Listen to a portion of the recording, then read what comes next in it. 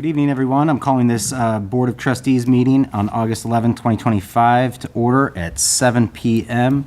Clerk Lauken, roll call. Carrie Alfano. Here. Trustee Alfano, I apologize. Trustee Cordova. Here. Trustee Constatos. Here. Trustee Kozar. Here. Trustee Kumar. Here. Trustee Sabri. Here. And of course, Village President Kevin Patrick. Here. Thank you. If we could all please rise for the Pledge of Allegiance.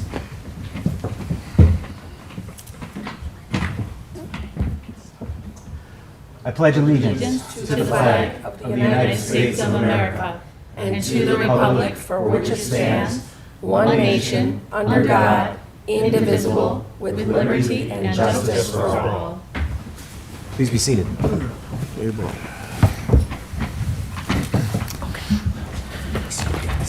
Okay. Do we have any amendments to the agenda? Seeing none? Okay. We will move ahead to Trustee Constatos. Quick question, is this where, like, I would say I want something for old business, or do I wait till old business comes up to bring that up? I'd wait till old business. Okay, thank you. Yep. All right, we're going to start with public comments on agenda items. We have nobody for comments on agenda items. Is there anybody in the audience for public comments on agenda items? Okay, seeing none, we'll move along to public comments on non-agenda items. We have Cheryl Tucker for non-agenda items. We have a new format that we are trying out here, and you get to be the first one. Make sure that you can see this. We are no longer going to be doing the screeching and the blowing. You get to see what time it is, and you're on the honor system to do that. So you tell me when you want to talk, and then we'll flick it on. All right, I'm just pointing out a few of my concerns that I had. The first concern I had was, I'm just a little curious how this board didn't know there was a problem with the finances until the financial director started pointing out line items out of place, seeing we had one trustee at the time that was here for 6 months and now is more than 78 days as president. We had 2 trustees for 4 years, and we had 2 trustees for 2 years, and yet 2 times a month, the vote was approved, every line item on the financial budget. Yet, we did hear from some of the trustees asking for copies of the budget and never got it. I understand that. Only trustee Alfano questioned a monthly financial report, saying it didn't look right and it didn't make sense to her 1 month, and asked the board not to approve it until it was fixed. Now the board wants to play blame games and point fingers. I'm sure I'm not alone when I say that we are tired already of hearing it is somebody else's fault. Instead, the members of the board need to put their differences aside and start working together for the people of Villa Park, who you are supposed to represent, and figure out with the finance director and the village staff where the line items belong in the budget and where the funds are going to come from to get done what the board approved for the 25-26 budget by handling, most importantly, what the people of Villa Park wanted. As you pointed out, President Patrick, as a previous trustee, I should know how things work, and you are correct, I do, and so should all the members of the board. My next concern is the lack of addressing the e-scooter problem in our village manor. I guess it was more important to address the new commissions, cooking idol in the sink, the fall leaf collection, the Arbor Day, just to name a few. Yet this board spent at least 30 minutes discussing how to get the word out to the people of Villa Park. One of the main things that everybody gets is the village manager, either email or by paper form, which makes me wonder if the board is really listening to what's important to the people of Villa Park, which they represent, or are you just giving us lip service to make us feel better? Is there anybody else? Public comments on non-agenda items. There is no one else. Anybody else? Okay, seeing none, we do not have any proclamations or presentations today, so we will move along to item 8, appointments to commissions. Manager Rivas, or I guess I can do this. Yeah. So 8A, appointments to the Zoning Board of Appeals, appointment of Vicki Flaskamp as Commissioner of the Zoning Board of Appeals for a term upon appointment until May 31st, 2028. And this is correcting an error for the prior appointment. along with appointment of Richard Gonzalez as Commissioner of the Zoning Board of Appeals for a term of appointment until May 31st, 2027, also correcting that prior appointment. But then also appointing Deborah Kane as Commissioner of the Zoning Board of Appeals for a term upon appointment until May 31st, 2026. Do we go one by one, or should we go? Okay. And then 8B, appointment to the Oh, I'm sorry, just for the ZBA. Yeah, okay. So do I have a motion for the appointments? Trustee Sabri, do I have a second? I'll second. Trustee Kozar? Any discussion? Trustee Kumar? I just want to know what was the correction was. Yes, please.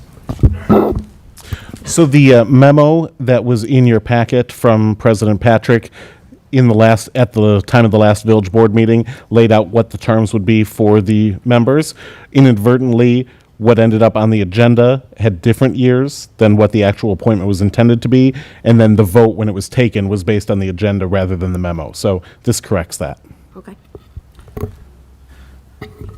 Any other conversation? Voice vote, please. All aye? Aye. Nays? Ayes have it. Okay, moving along to 8B, the appointment to the Historical Preservation Commission, appointment of Geraldine Lee as Commissioner of the Historical Preservation Commission, and I forget what the appointment was, for 1 year. Do I have a motion for the appointment? Trustee Sabri, do I have a second? I'll second. Trustee Kozar, seconds? Yep. And just to offer a clarification on this appointment, after looking at the terms for the Historical Preservation Committee, we discovered that there are 2 terms expiring in 2027 and 2 terms expiring in 2028. So to keep the staggered nature of it, this appointment would be for just 1 year through 2026. Okay, is there any discussion? Okay, seeing none, voice vote, please. All ayes? Aye. All nays? Ayes have it. Thank you. Moving along to the consent agenda, 9A, approval of the minutes of the Committee of the Whole meeting held on June 9th, 2025, and 9B, approval of the minutes of the Village Board of Trustees meeting held on June 9th, 2025, as well as the approval of the minutes of the special meeting of the Village Board of Trustees held on July 23rd, 2025, and bill listings for the week of June 30th, 2025, in the amount of $149,749.83, and July 21st, 2025, in the amount of $1,206,996.61. Do I have a motion for the consent agenda? I'll make that motion. Trustee Constados, do I have a second? I'll second. Trustee Sabri? Is there any discussion? Okay, seeing none, roll call vote, please. Trustee Alfano. Yes. Trustee Cordova. Yes. Trustee Constatos. Yes. Trustee Kozar. Yes. Trustee Kumar. Yes. Trustee Sabri. Yes. Ayes have it. Okay, thank you. Moving along to item 10A, ordinance for a first reading. This is for a first reading. Manager Rivas. Thank you. This ordinance amends Article 14 of Chapter 2 of the Villa Park Municipal Code to establish policies and procedures for the selection of commissioners and the procedures commissioners would follow. This draft ordinance combines policy proposals from Village President Patrick and Trustee Kumar. Thank you. Do I have is there any discussion? Trustee Kumar. Yeah, there's a couple of things I would like to add as I look at it.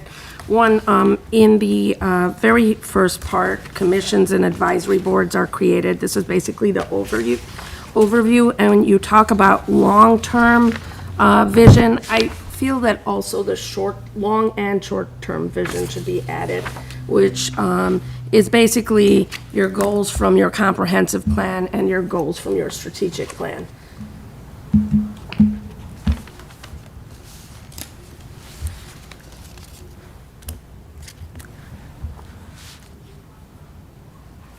All set?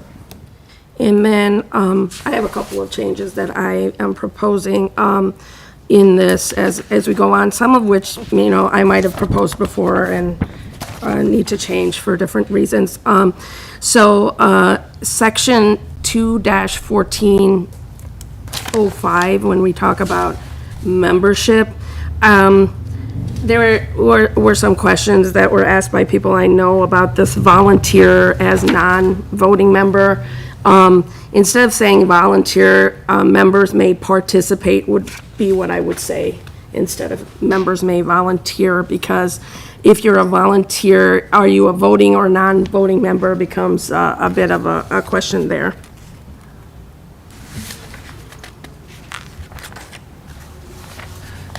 Trustee, may I interrupt for clarification? Yeah, So what what you want it to say then is that members may participate. as non-voting members of commissions or boards? Yeah.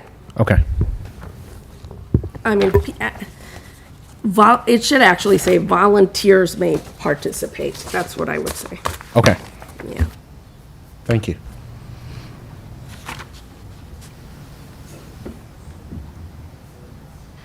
Now, in Part C, that they have an application on form, I saw the application that we have on form. And I would like to kind of revise. We got an application for the person who applied for the Historic Commission, and I think some revisions are necessary to this application process. One thing is an expected time commitment, what they would like to commit to, I would like to add. And for me, it's not so important what their employment background is as to what they want to do on this commission. I think that's the more important part. I don't care where people come from, what they do. I really care what they hope to accomplish, how they hope to accomplish what they accomplish, and why they want to be on the commission they're on. So that question needs to be answered. As far as I'm interested in being in all the commissions, I wouldn't want someone who necessarily wants to be on any commission or anything possible. I mean, I think we need to, see why they want to be there as a reason, other than just volunteering, which is fine, they can volunteer anywhere. So I would ask that the board bring back this commission application, and we look at it and make, suggestions as to what we need on the application for the future.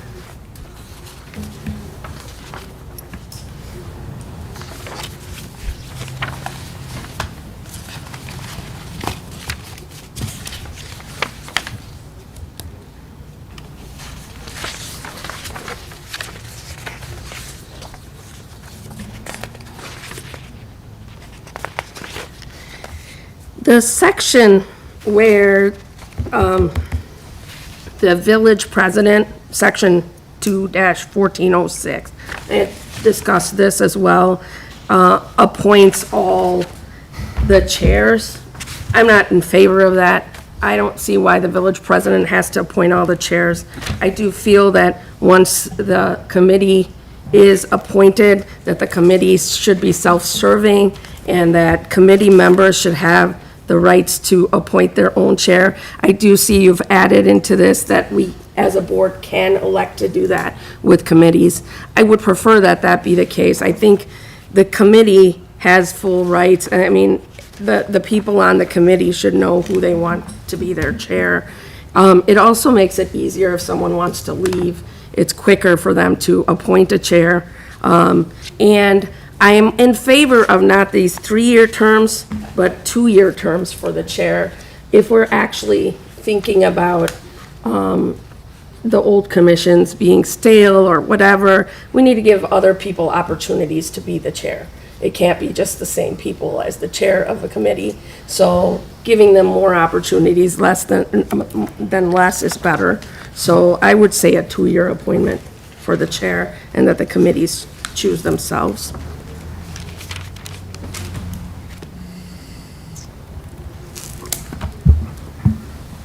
And then section 2-14-10 talks about all these recommendations.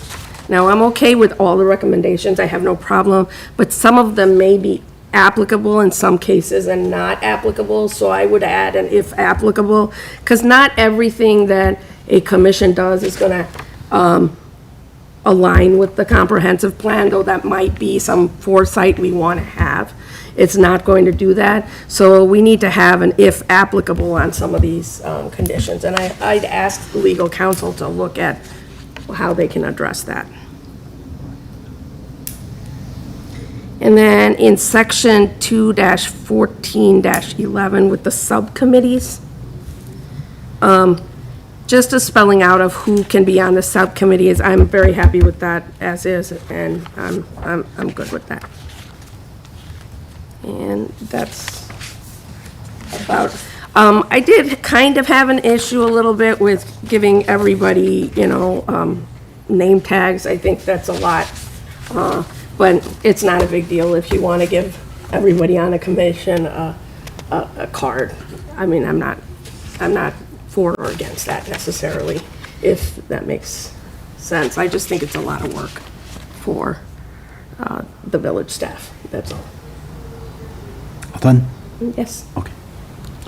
If I could just clarify on that last point, even though it is underlined, that's only because it was relocated from the earlier section.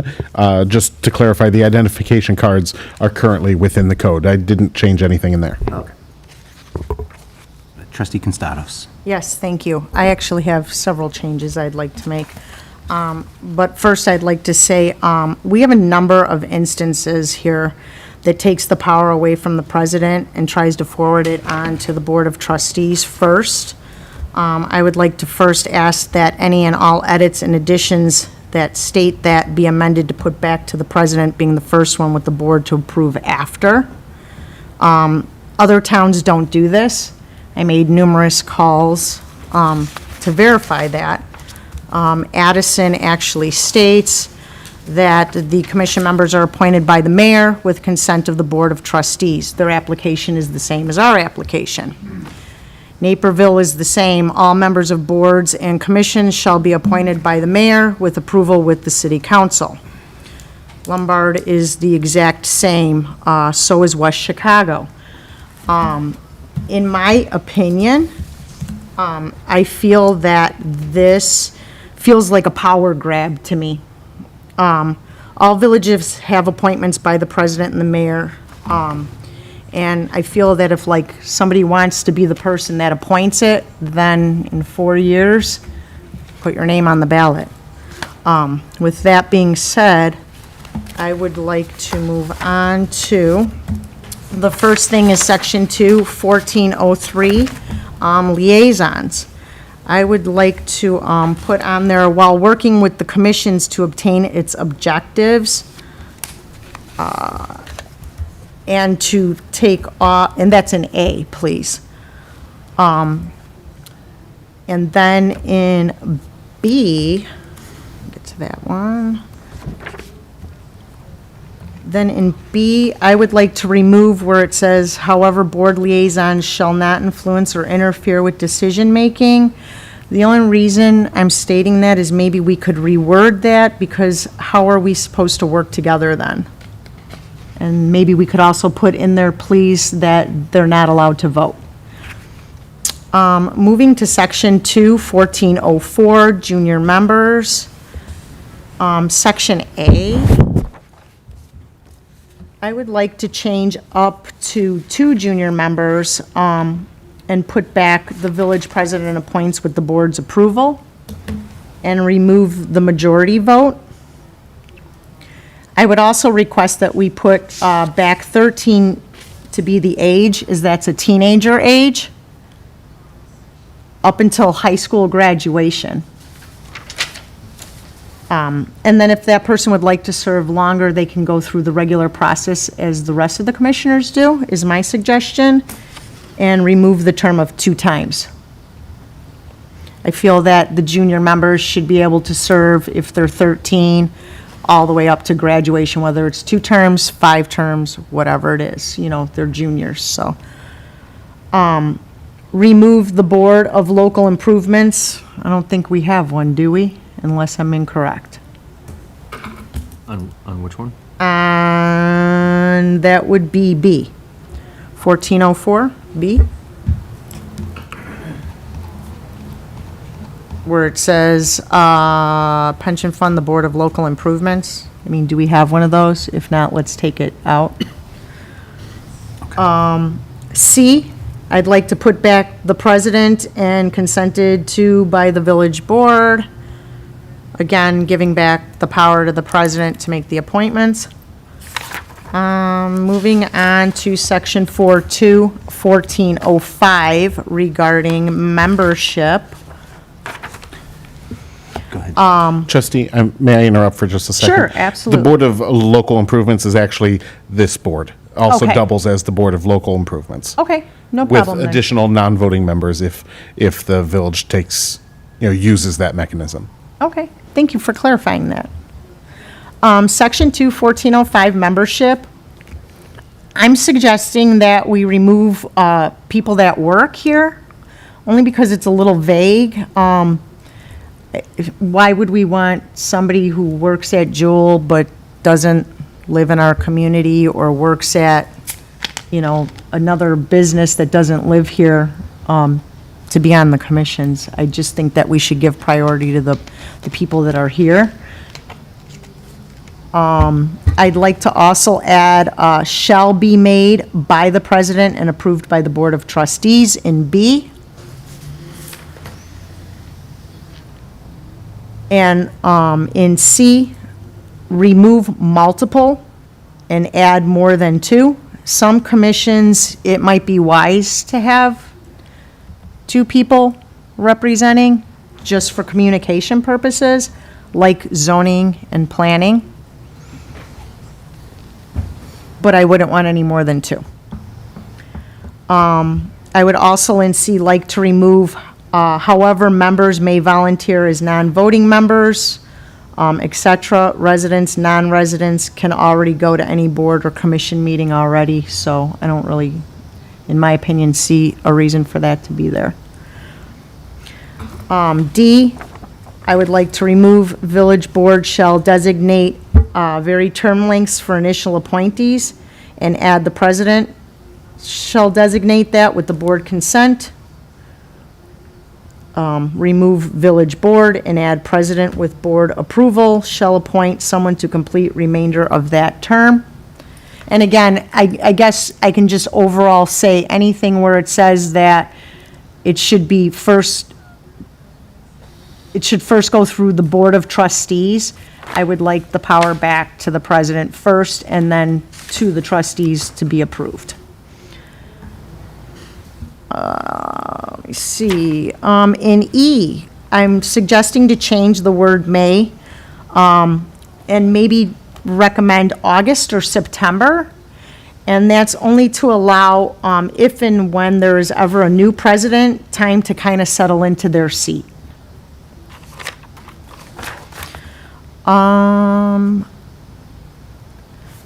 I'd like to get rid of, in that as well, the resignation addressed changed village board to president. Vacancies on the commission shall be filled, add at the end of sentence by the president, and again approved by the board. In F, I would like to remove pretty much all of it. It's always posted on the website with the application for everyone to fill out. They're interested any time. Maybe only post the commission and the number of seats that are getting ready to expire that year. And then moving on to G. I would like to remove village board and the curriculum and add the president. Remove and the trustee serving as a liaison to that commission or board, that the president should review, if the president should be able to review it with the liaison at his leisure, in my opinion.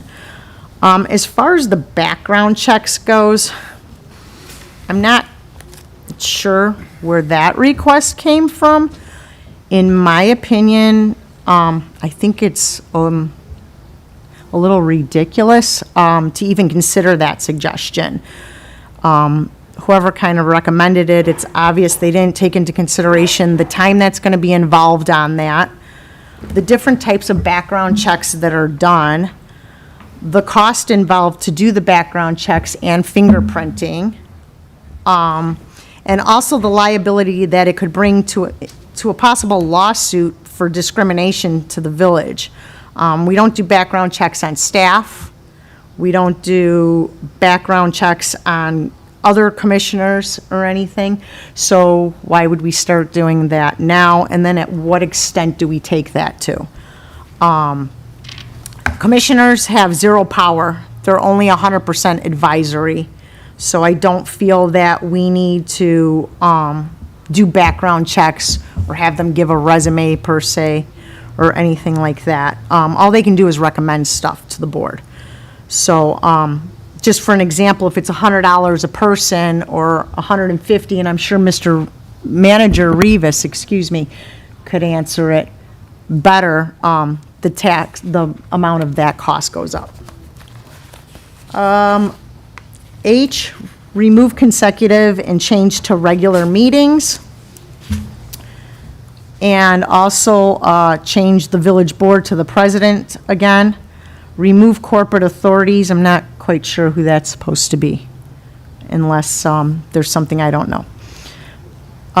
Section 2, 1406, officer appointments. Change shall be elected to may be elected. Section 2, 1408, meetings. Change the meetings will to all meetings may be, because sometimes it might not be possible for it to be videoed. 1409, reports, recommendations, and records. My question is for that is where are they going to be kept and stored? Section 2, 1410, subcommittees, add with approval of trustees to the end of the sentence number 1. Add members of subcommittee shall be chosen by village president and chairperson of committee with approval of the board of trustees. And add the chairperson of subcommittee should already be on the Commission for Good Communication is my suggestion. And I have it all written down in case you want me to email it to you, because it's a lot, sorry. Thank you. Did a lot of reading. Those are my suggestions, and I think that's it. Okay, thank you. Anybody Thank you. else? Trustee Cordova. Just like a point of procedure here. That was a lot, and I do want to go through those and kind of have a moment to think about those. What would be the next step? So are we going to just put those in here and then we'll get them in an agenda packet in 2 weeks, and then we'll just have to kind of talk about it then? So what I would prefer and what I would like is, being that this is a first reading, unless somebody wants to waive, I don't think we should at this time. I think discussion is good. This will come back at our next meeting for the second and final reading.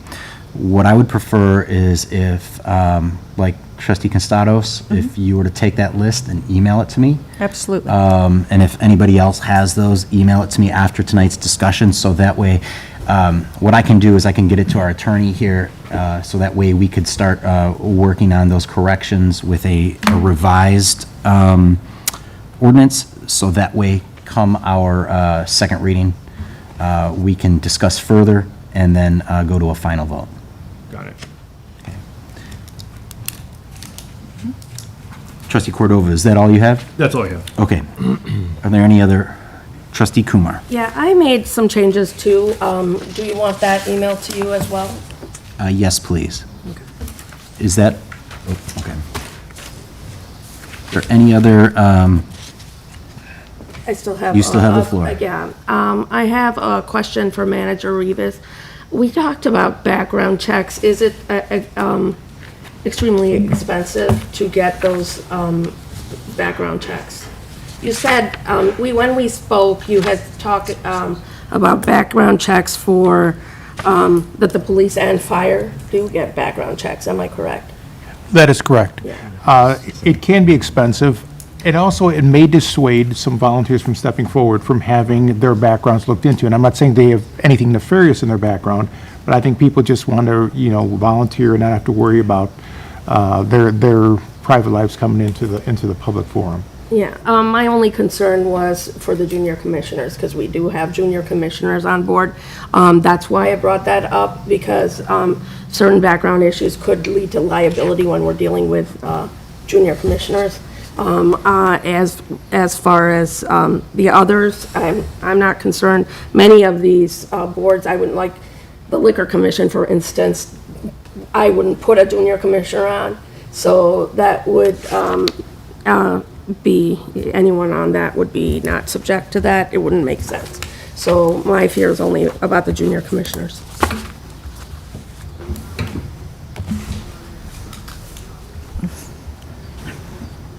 All set? I think she has a question. Okay, but you're done? I'm done. Okay. Trustee Constados. Yeah, thank you. I have one more question, and I guess it would be directed towards Manager Rivas. If we were to do some sort of background checks, I mean, like, I know there's different types, right? There's criminal, there's FBI ones, there's employer ones, what type of background check would we try to do, and what would the approximate cost per person be? Would we have to do fingerprints? I mean, that's part of a background check, correct? It depends how extensive you want it to be. It could be anywhere up to $100 per applicant, depending on time and information and materials that are collected and how intrusive you would like that background to be. We could look at financials, we could do fingerprinting, we could do canvassing and looking at situations like that. Again, it's up to the board and how intrusive that would be. It would be time intensive as well as expensive. So then, in keeping with Trustee Kumar's stating that she'd be concerned only because we have junior commission people, what type of background check would you suggest, or would we be looking at to ease her mind on that? And what do you think the cost of that would be?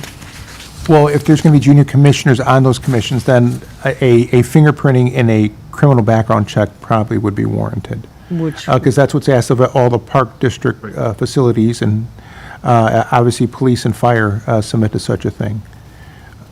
right, but police and firemen, I don't really. Okay. And you said that there's a cost associated with that Right. in time. Correct. I don't know what the current figures are. I would have to refer to Chief Kubish, because I think we had a discussion on this about backgrounds. And just see if he has any additional information, would you? Yeah, absolutely. Yeah, Thank you. allow me to.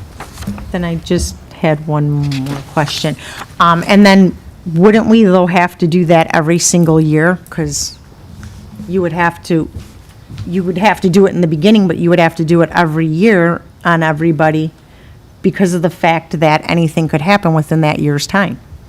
Yeah, I think what we would have to do is also create some sort of policy that dives into the depth of the type of background that we're requesting.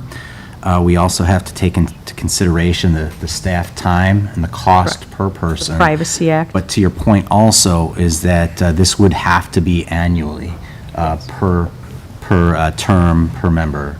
Right. And then, I guess council would answer, as far as the Privacy Act goes, how would that affect us? Well, the background checks would be consented to by the individuals. If they didn't want to consent to it, then they just wouldn't serve on the commission. The village would be responsible for any information gathered, though, and making sure that it's not improperly disclosed. And part of Thank that you. also, with creating a policy for that, is that we would have to determine when that information came back, how the board would look at that, how they would retain that information, most likely in an executive session, and what those qualifications are, or those standards would be that would prohibit somebody from being elected to the commission as well. Chief Kubish. Yes. You're asking questions about backgrounds? Yes, if you could give us a insight as to the extensiveness of the types of backgrounds that are available and the potential costs. Okay, so if you're going to do an online background, there's different levels. I believe it's A, B, and C. I believe an A is about $25. The B, I believe, is 75, and the C, did I say C? C is like $100. Now, those are just a basic overview. There's no confirmation on the information we're given, so it's pretty general. I mean, it could say that, such and such was arrested in Miami for an offense, but it's not verification of that, it's just an overview. So we would actually have to go through and process that and confirm that information, if that makes sense. Now, when you're talking in regards to like someone's working with the youth, like the Parks and Rec, I mean, we actually do a fingerprint inquiry on that. And that basically would tell you if anyone's ever been arrested before and what the offenses are.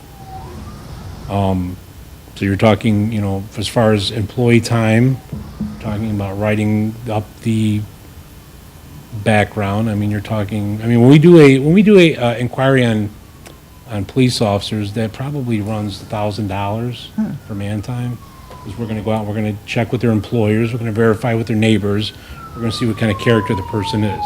So what Manager Rivas said really is quite, the truth is, how extensive of a background are you looking for? And, you would have to come up with the criteria. We have a criteria for law enforcement and for fire department employees, but this would be something new. So if we have approximately 40 to 50 commissioners, what kind of burden would that put on the police department? Well, we have a hard time completing the backgrounds for the liquor, the liquor checks, and the police applicants. And that could be 4 to 5 a year. So if you're talking 40 to 50, we would probably have to hire somebody to actually do that. And I might add that a lot of those backgrounds are done on overtime because they're done by the investigation division. So they're doing it above and beyond what they're already doing on a daily basis, if that makes sense. Okay. Trustee Gustados? I just would like to go on record as saying I'm not for spending money on something like that. I really don't think it's necessary for us to do background checks on people who are volunteering their time, Has, especially at costs like that, and then to have to do it every year and to burden our police department even further, it's not something I will vote for. has Chief Kubish answered your questions? Yes, he did. Thank you. Thank Okay. you very much. Thank you, Chief. Trustee I think Cordova? Trustee Kumar has a question. I know when we started coaching soccer here in Villa Park, we had to go in and do fingerprints. And that's because we're dealing with children, small children. Here, we're talking about 13 to 17-year-olds, still children, right? Are we okay with that? If we're okay with that, then we should say that. But if not, then we should probably talk about that, because I certainly wouldn't want to drop off one of my children at a meeting, and they go out at 7 o'clock or 8 o'clock, whatever it is, at the end of the meeting, sometimes 8:30, sometimes later. And then if they text me and I have to drive through and I'm 10 minutes late, or, pick them up at 8:40 instead of 8:30, like, I would want to know if I'm dropping off my child somewhere that's dangerous. I would agree with you. I guess the question I have is, what is the number of people that are going to be exposed or in the, So for me, with it the would be youth? the ones that have junior commissioners. So if in here, and I think Trustee Kumar or Trustee Sabri, I can't remember who said it over there, said not all of these commissions are going to have junior commissioners. So if we're going to be okay with having junior commissioners on some of these commissions, I think we should take that extra step just to make sure that we're not creating something that's dangerous. What's that? To that point, Chief, can you tell us which employees that we do background checks on currently? We actually do quite a bit of backgrounds as far as fingerprint inquiries go. Everybody that has any involvement with any kids, same with the high schools, same with the junior highs, all their staff come in to do a fingerprint check. Okay. And that's pretty much the extent of that. Is that one of the more simple background checks that we talked about in that scale of things? Now granted, that only says if somebody has a criminal history. It doesn't mean somebody's not a criminal. It just means maybe they're a good criminal, they've never been caught. Do those, I mean, Yeah. yeah, let's be honest here. I mean, do those, do we do those annually for those individuals? no. So it's just a one-time deal. That is correct. So if they conduct a background check or fingerprint check and they come up okay, if something happens in the future, if we don't do another background check, we will never see that information. That would be correct, yes. Okay. The only thing we do annually is we do driver's license inspections. So we send out the information to all the village employees to the Secretary of State to validate their driver's license and ability to operate a motor vehicle. What I'd ask of you and Manager Rivas, if you can then, is if by our next meeting, if you could put together a general memo or something that states the approximate cost per person just to do the fingerprints background. Again, to Trustee Cordova's point, is not every commission is going to be doing this, just the ones most likely with junior commissioners. And if we could get a price point on that, I think that'll help us make a decision moving forward. Sure. How many people is that usually? Are we thinking? Approximately, you're looking at it 20, 25 that I'm, for right now. Okay. Okay. Just a quick question. We don't have current junior commissioners. I'm sure you're getting. We have one. We have one current junior commissioner. We have another application for a junior commissioner that most likely will be on the next agenda, pending the policy Right, that we okay. just went over. So, Trustee Alfano. Thank you. I am the liaison for the Fund Commission who has a junior commissioner. And at the last meeting, I had mentioned that maybe we should look at our policy with junior commissioners because of some of the safety concerns of her parents show up. So there is no dropping off. There is the parent stays, one parent stays. I am wondering if that, and this may be a question for legal, I'm wondering if that is something that we can put in as part of the policy, is that there has to be a parent that is present for the junior commissioner. There's no reason you couldn't require that. The way it's written now requires consent of parents or legal guardians to serve as a junior commissioner. So if you also wanted to require that they also be present, you could do that. At that point, I might suggest that you then also make them a member of the commission so that they are also participating, but that's a policy decision. That did happen. I think that would be a great opportunity for a parent and a kid, and we're doing it right now with our Fund Commission, and I think it's working out great. I think that's a great idea, and that's something that I would like to see revisited as well. Oh, I also have some other things, but if Go we're ahead. still on this topic, we could stay on this topic and we can come back if that's okay. Go ahead. Why don't- Oh, Go ahead. I wanted to make Yep. some edits. You want to do that now? Yep, let's do Okay. it. So that was one of the things that I wanted to edit at 2-1404. I would agree with Trustee Constatos that anytime that it says the board, I would like to see that power go back to the village president. It does feel kind of like a power grab.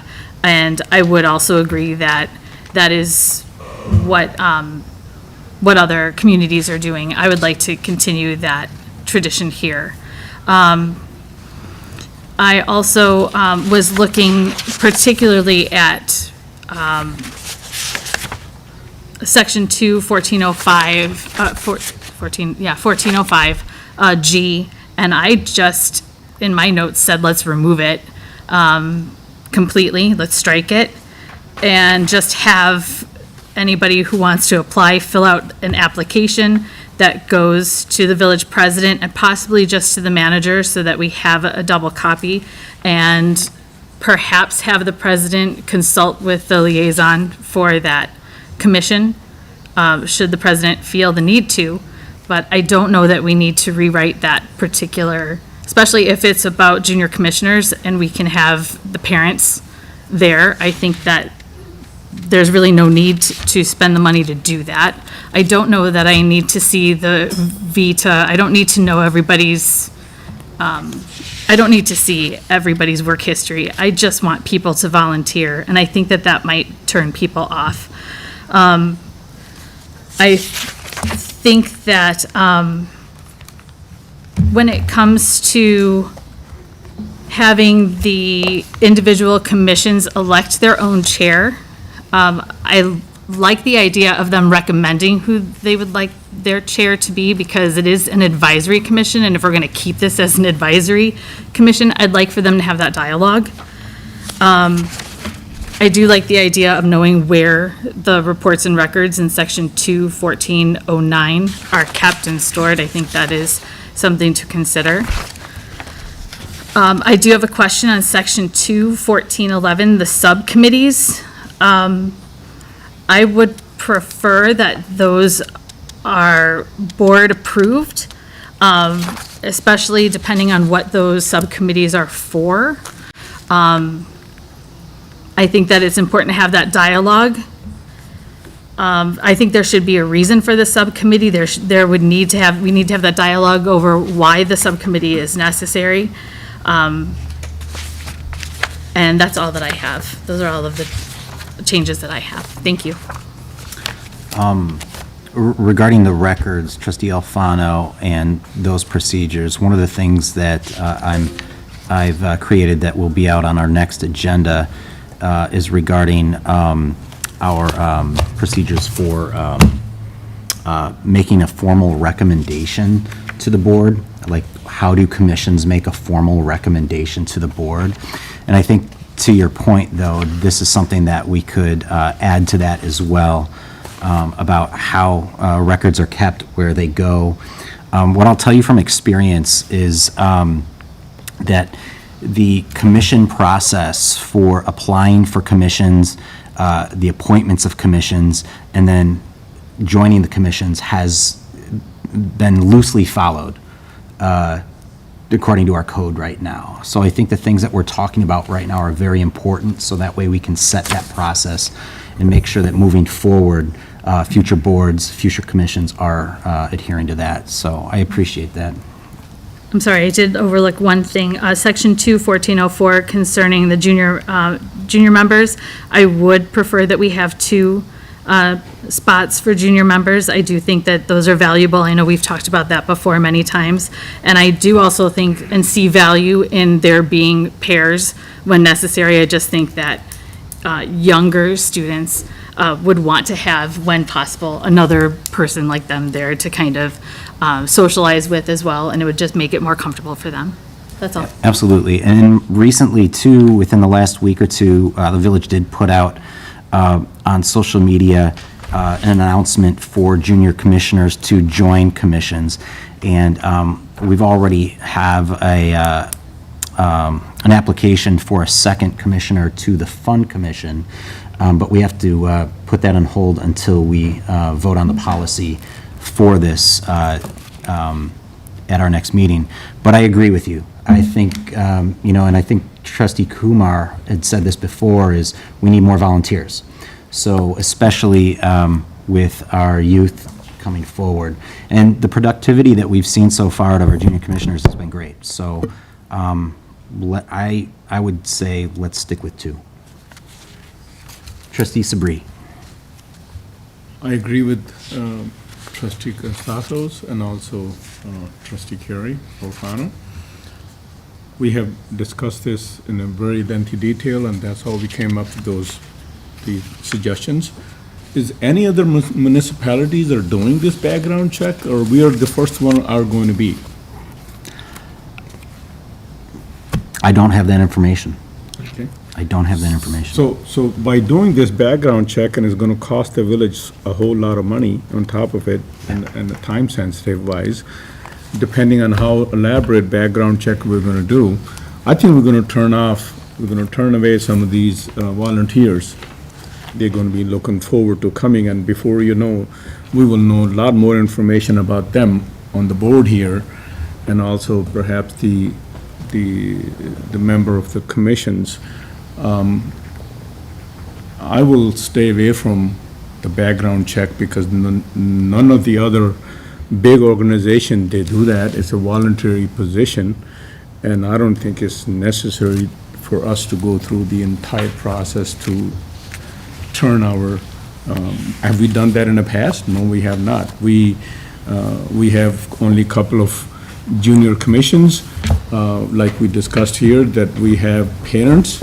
They should be sitting with their kids, and they can learn at the same time, and also they could be participating as a commissioners.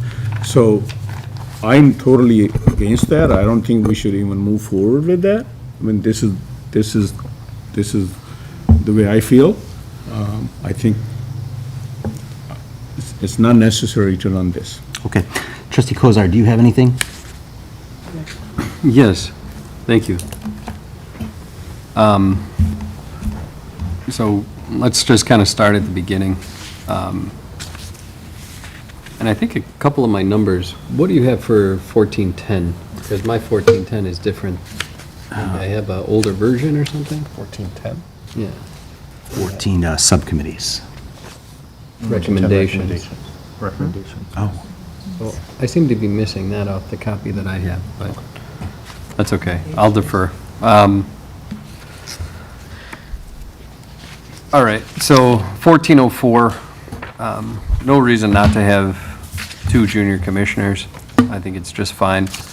I do think that generally speaking, it should be the president's decision with the advice and consent of the board. So if the board has some major objection, the board should be able to voice it. But this is not something that the board needs to do. Traditionally, it hasn't been the board. And then if you look at other municipalities, it's not the board, it's the village president. So to change that, I mean, I just don't see any reason for it. Then also in 1404A, we talk about at least 12 years old. I think it should stay where it was between, what happened here? Between the ages of 13 and 17 is 5. 12 is too young. Certainly if they're 12 years old and they want to sit and come to a meeting, they certainly can and learn from it, but let's keep it between 13 and 17. I feel that junior members can be reappointed for as many times as the president wants to appoint them. If it's 1 time, if it's 2 times, we don't need a limit on it. If they're doing a good job, they're constructive, if they're learning something, and we just feel that it's beneficial, I mean, why put a blanket restriction on it? Doesn't seem to make sense. I haven't heard any good argument for that. 1405, again, it should just be advice and consent of the trustees appointed by the president. I do, however, agree that commissioners, you know, we have 1 commissioner that's on 5 different commissions, and it's just unnecessary. So 1 volunteer, 1 commission. And then this whole talk about members may volunteer as non-voting members of a commission or board if approved. I mean, that just kind of seems nonsense to me. If you can volunteer, you can be on 1 commission, you know, you're a full commission holder. This is not some college class where you're going to audit the class for a lesser tuition and, you know, pipe in here and there. If you want to come to a commission meeting and you're not a commissioner, well, you know, sit in the audience seats and speak under your allotted time as a public comment. But, yeah, there's no auditing here. That just seems silly to me, and I haven't heard a decent argument as to why. I think on the website, you know, we're looking down at F. On the website, we can post whatever openings there may be for the public to be able to see. But also, you know, just for the public's knowledge, email one of the trustees or email the president if you're interested in a commission, or, you know, email and just say, hey, what's available? And, you know, we'll get back in real time and let you know where some openings are. G, I would strike that whole paragraph G about curriculum vitae, and, I mean, we're talking volunteer positions with volunteers that are advisory. This is much to do about nothing. You know, so just strike the whole thing. I'm not going to pick it apart, just remove it. Again, haven't heard any good argument for it. It's just in there to, I don't know. Well, I won't speculate. Then let's go down to, this is where my numbers change. So we've got recommendations in 9, but I'm just going to call it subcommittees. So if you want to make a subcommittee, I think what makes sense is that you take the members of the commission and allow those appointed members to form a subcommittee. So maybe you have 5 or 7 people on a committee, and you want to form a 3-person subcommittee, go for it. But the commissions don't need the authority to then pull people from, that aren't appointed, weren't appointed and chosen by advice and consent of the board to then form these various subcommittees. You know, if they want to form a coffee clutch and bring it back during public comment to these committees, well, that's all fine, but formalizing it as subcommittees, you know, it, again, doesn't make sense. Haven't heard good argument on it. And this whole talk about background checks, I don't even know where that comes from. If, you know, if you're a parent out there and you have concerns, stay with your kids at a meeting. This is not daycare. This is not school. This is not park district. You're not getting your kids involved in a program for somebody else to watch. So be present and have parental responsibility there. Certainly, you know, if you have a sex offender on a commission, that's something that sex offender needs to disclose. And we've already got stuff in play for that, but just because we're having junior commission members, you know, at a meeting, you know, parental responsibility will take care of that. We don't need background checks because we have a junior commission. The whole thing doesn't really even make sense. It hasn't been thought out wherever this came from. So those are my thoughts. Attorney Morton, do you want those by motion, or is this suggestive and then a revamp because this is a first reading? How would you like these ideas to be brought forth to you? I think there have been so many thoughts and on so many different topics, it would be easier to have us compile them together and gauge a consensus that way. So I would ask if the village president is all right with this approach, to have all of the commissioners, all of the board members submit any changes they would want to this document, and then we can see what, I guess, has the most support. Okay, so my thoughts, I'll submit via email, and you can compare those with the other ones, and then when we come back in 2 weeks or whatever it is, I'm assuming you'll kind of put it all together and draft it up, and then at that point, if we're making changes, then we would probably do more minor changes by motion. Does that sound right? I agree. Okay, so moving forward, that's what we're going to do. Moving forward is anybody with questions or concerns can write it in email or any changes. Trustee Alfano? Thank you. I do have a question, 2 questions, about 1405.H.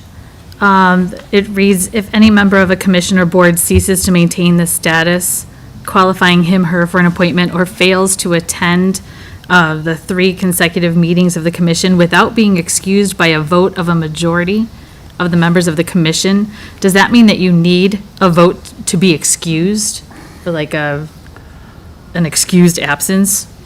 That's my question. I don't know how to clearly read that. And then for 1405I, I would like to include the social media policy as well for the ethical standards.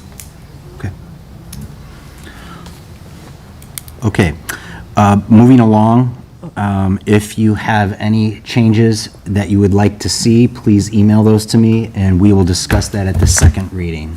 All right, we're going to move forward to, we don't have any ordinances for a second reading.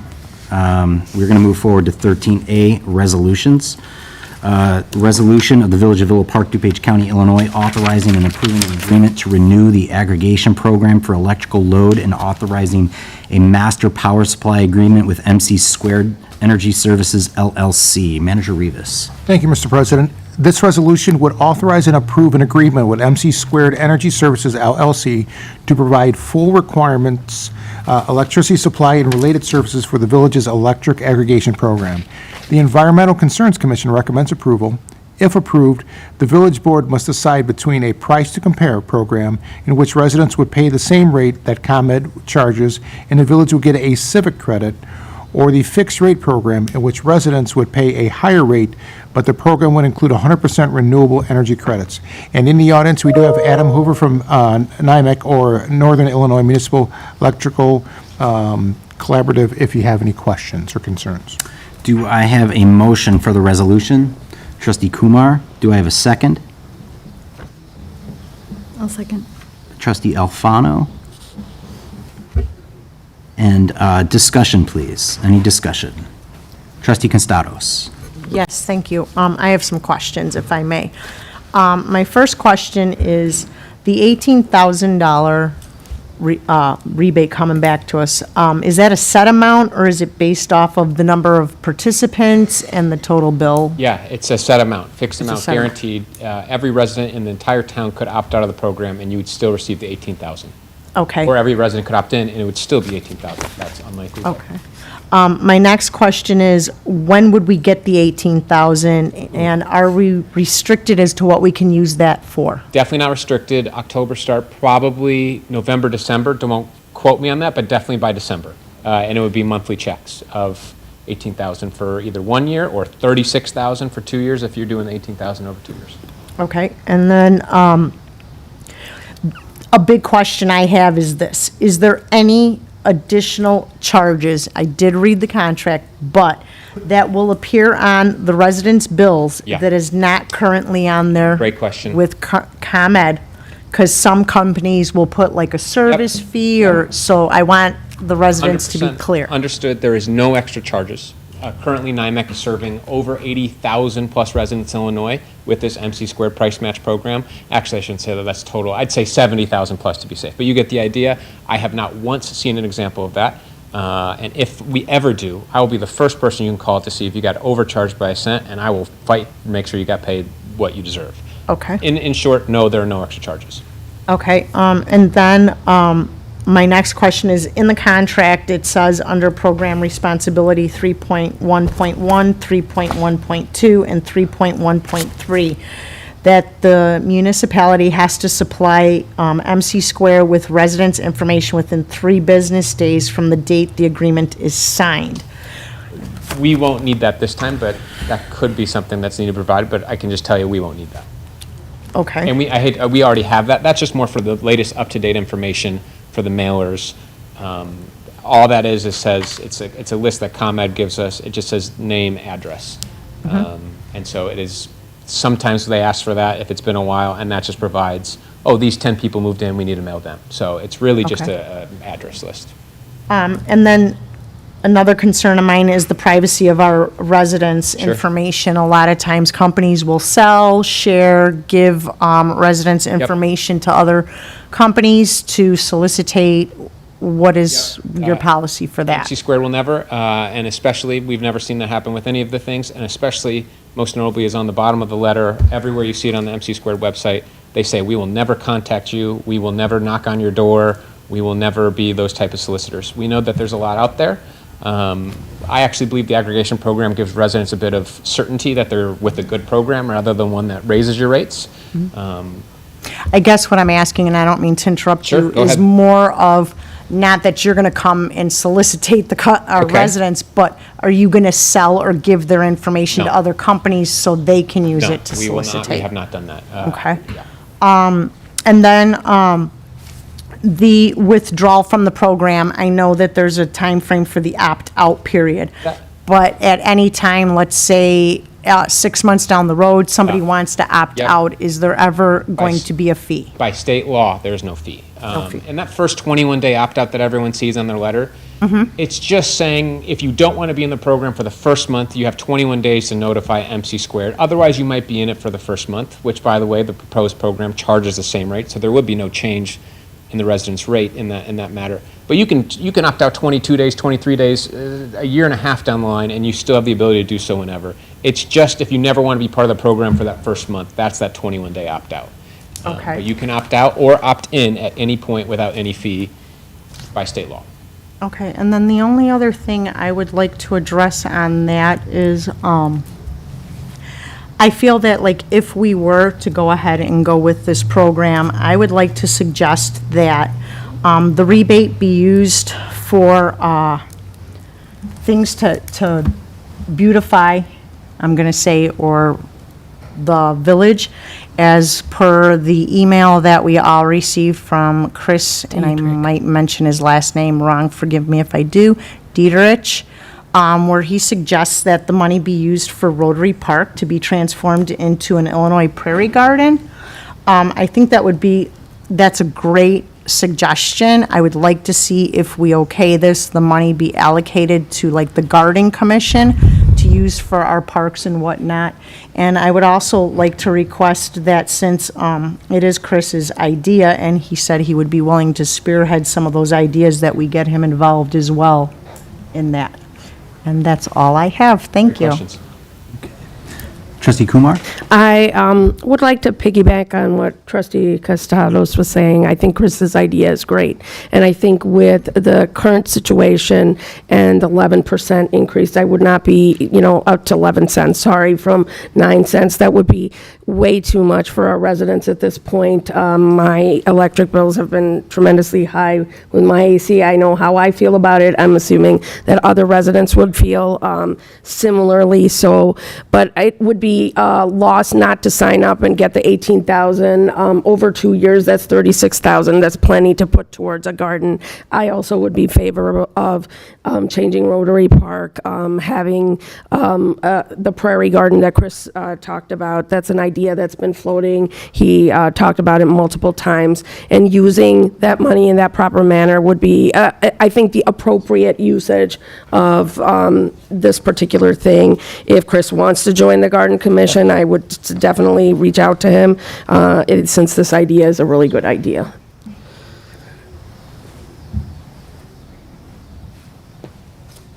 That's all. Okay.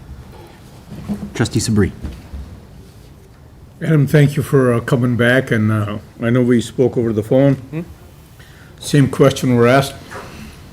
Trustee Cantaro and myself, we've been changing notes back and forth. Good. So thank you for clarifying all of that information. And this time, this is a price match program. Correct. With ComEd, not like the last meeting we had. It was a totally different program rolled out. Correct. That is still, that fixed rate is available, but based on conversations, I don't even want to discuss it to clear confusion. We are recommending the price match program where residents would pay the exact same as ComEd rate. The trustee just mentioned a fixed rate with the rate higher. We are not recommending that. So, yes, we're recommending a price match program that is technically the same program, but just differently ran in that fact that residents would never pay more than ComEd. Well, thank you again, and our neighbor town, and also there are multiple different towns that they are in the same program as that you sent the information out. Yep. Previous program, just if you can fill in a little bit, previous program what we had, it was not rolled out properly, and how we want to do this time, our MC Square is gonna help us to send the message out to the residents, saying that perhaps we need to send information out with the water bill, or perhaps some different way, how the MC Square is gonna help us this time, so the resident know. Yeah. I get your, how can we improve communication? Yes. Yes, okay, so the first thing I'll say is the last program, we ran a program that was more expensive to residents. That will create, why are we running the program if it's more expensive? Then you have to explain to them, well, it's 100% renewable. But that creates confusion, and I'll just say confusion among residents, okay? This program in itself when you say, hey, you will be charged the exact same rate as ComEd, and in turn, you're going to improve the Rotary Park, if I'm saying it right, or whatever it goes to. Let's just say, oh, but this isn't going to cost you more. Well, why are we running the program? Well, we're going to go improve Rotary Park. Oh, okay, fine. Doesn't bother me. We're charged. So this program in itself is easier for residents to understand the purpose of. The second thing is that I will work with the staff to ensure that they are prepared. I'll stop by, go through that.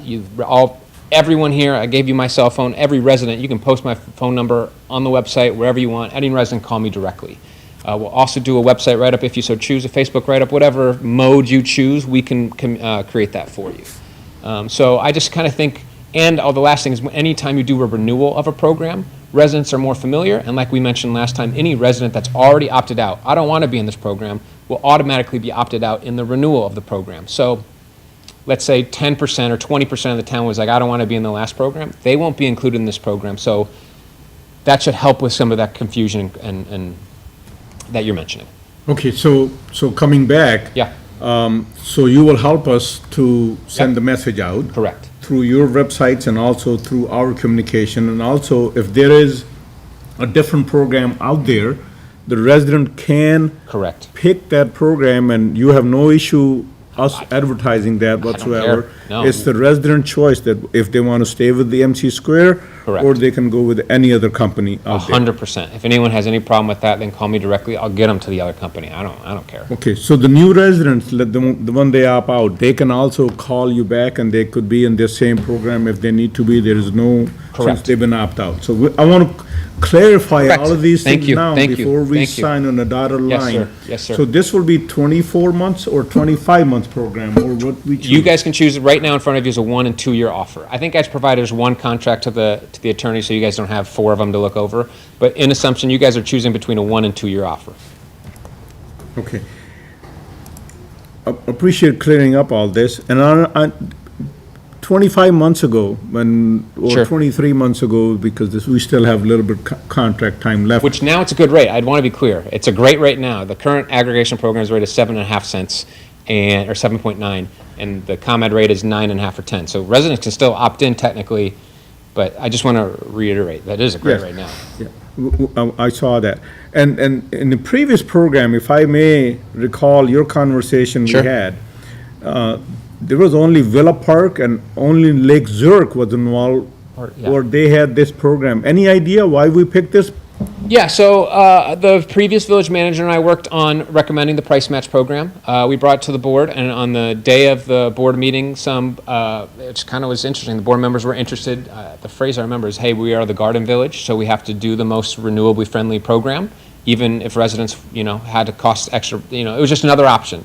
So it was, I would say there was more of an environmental focus of the board, and so they chose to do the most environmentally friendly program, which I still want to reiterate, you guys are top 10 in the nation, the amount of renewable energy created, but as we all know, it created some confusion. So the board, when we were there, was interested in the renewable energy program. That was their primary focus. Was there any benefit for that, the village received for that, or anything?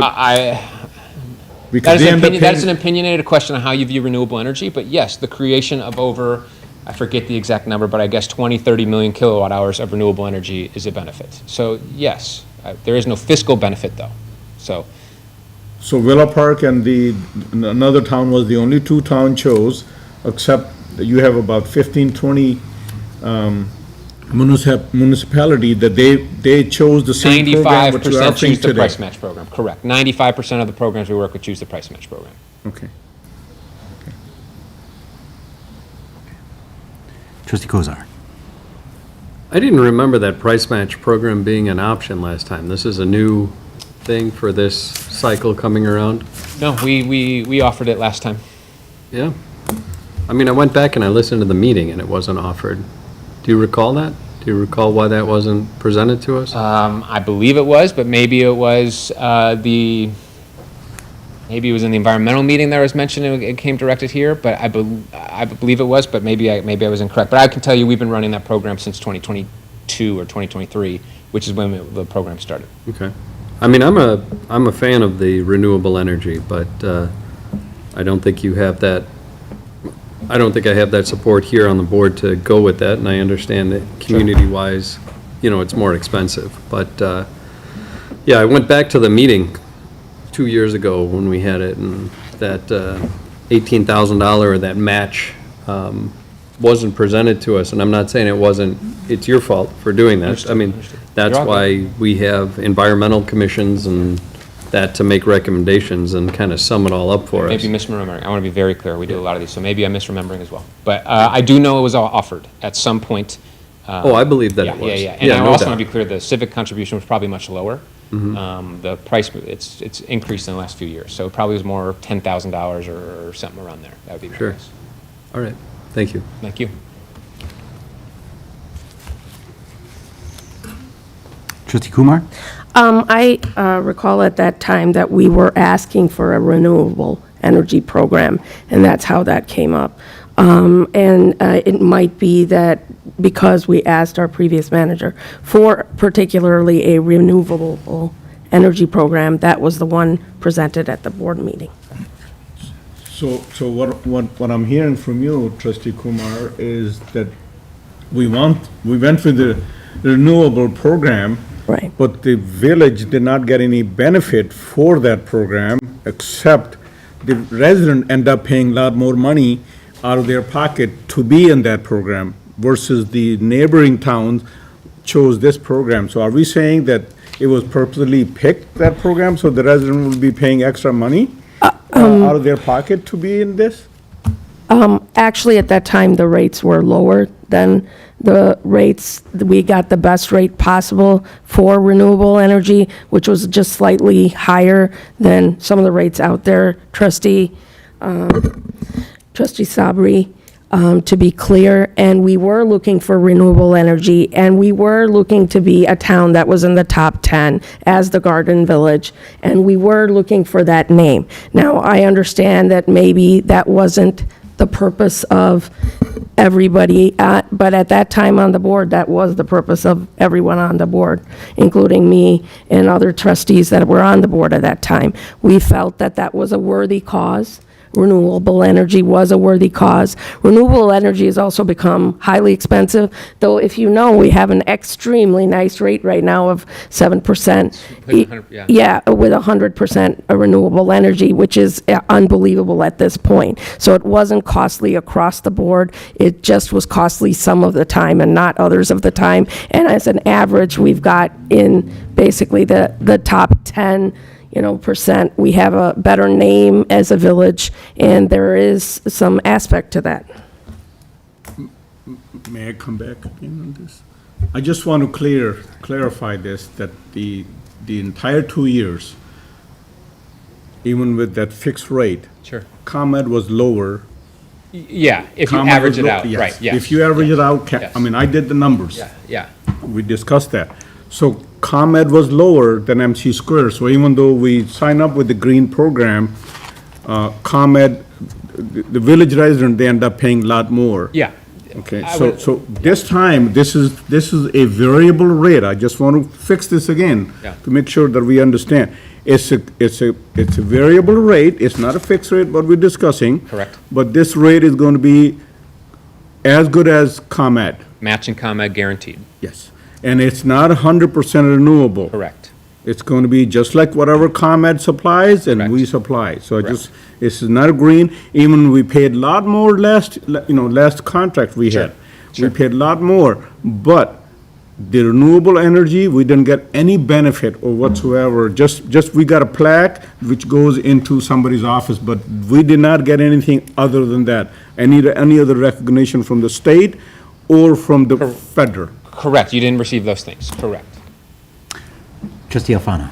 My question is, do we need to make a motion for this resolution? What we will have to decide is a 1 or 2 year contract, first of all. Okay.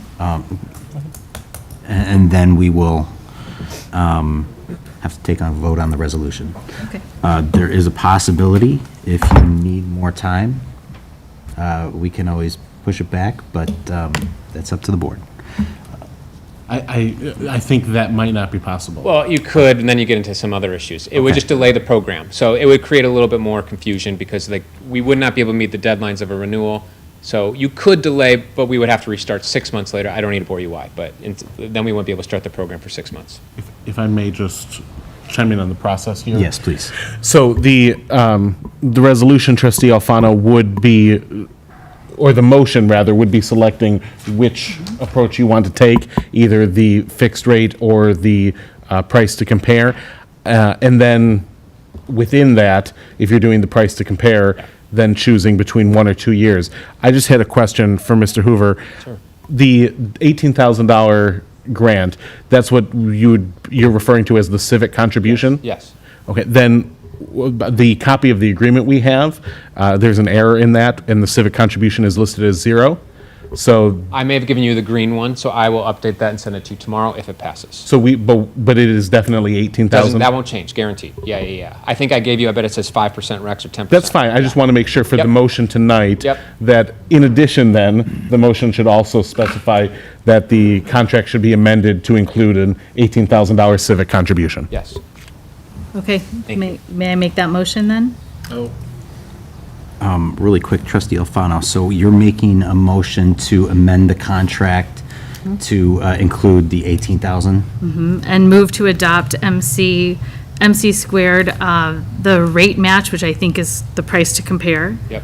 Program, the 2 years, with the proceeds received by MC squared earmarked as an investment into Rotary Park's future native plant beautification project as suggested by a resident.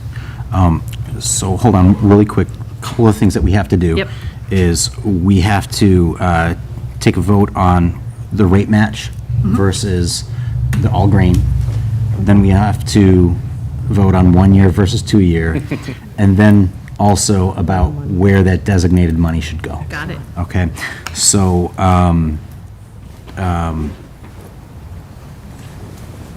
If I may, just to complicate things a little more, technically, we already had a motion to approve the resolution by trustee Kumar. So if, trustee Alfano, you seconded it, if trustee Kumar is all right amending the motion to match that, then we only have to take one vote. Perfect. trustee Kumar. I would like to amend the motion to match what trustee Alfano said, so that we take the vote. Okay, so just for clarification, are we taking a vote on MC squared, the rate match for 2 years and 18,000 for Rotary Park? Yes. Okay. Quick question. 1 second. So that was amended, the original resolution was amended, and, all right, conversation. For the 2-year, we'll be locked in for the 2-year. I mean, I think the overall idea is that ComEd is just going to continue to go up and up in the next, see, that's what I'm going to ask you as an expert is it better to do 1 year and then reevaluate after the year and say, hey, if we went to Right. the 100% renewable, we get a better rate now? The short answer to that question is ComEd is now doing this with their rates, where they are not providing fixed rates anymore. So it's really hard for me, I'd say 90% of the programs we're running are those price match because of this reason. It's going to be very hard for us one day to guarantee we could beat the ComEd rate. Right. Because it really comes down to the month the letters go out, what is that ComEd rate that month? Because if it's 9 cents and ComEd rate drops down to 8 cents and we're sent over, well, then we look bad, you Right. know. And if it's 10 cents and we look, it's just a guessing game. And most municipalities don't want to play the guessing game because you never want to charge it. So my short answer is this is a safer option. We could play that game, and it's just kind of a guessing game, and I think that has to do with educating residents about your options, and that's just a little more difficult to do. Right, all right. Yep, good question. Give us some advice on whether or not we can actually pull that up, being that it's in a floodplain. Excuse me, trustee Kozar. All right, in all the confusion on making motions here, it was slipped in on Rotary Park getting the $18,000 benefit. I think that's premature. I mean, if we can have the benefit, we can isolate the benefit, account for it, but we should have further discussion on where that money's going to go and what the best option is. We've got some shortfalls coming our way. We also have some commissions that can look into the best way to spend this $18,000. For a last-minute pitch that we're going to sign up with MC Square for something, and then this money is going to be allocated right off the bat without any without doing our homework, is nonsensical. So, as a point of procedure, if we need to vote on that, I'm going to encourage our board to vote that down and then come back with another motion to modify the contract according to what we've talked about, either being a 1 or 2 year contract and making sure that 18,000 is in there. And then at a later date, let's have a discussion on where we want to allocate that money to. 1 second, trustee Constados. What I would recommend is kind of piggybacking off of that, is I think we should maybe amend back to the original motion, so that way we could take a vote on, first of all, the rate match versus the all green, and then 1 year versus 2 years, and then what we want to do with the money afterwards. Attorney Morton. Again, this can be amended by trustees Kumar and Alfano if they want, or another trustee could make a motion to amend the motion. Okay. Trustee Kumar, trustee Alfano, I'm fine with it as is. Also fine with it. as is? Yeah. Okay. Trustee Constados. I just want to, when we're saying the 18,000, if we're going to do 2 years though, isn't it really 36?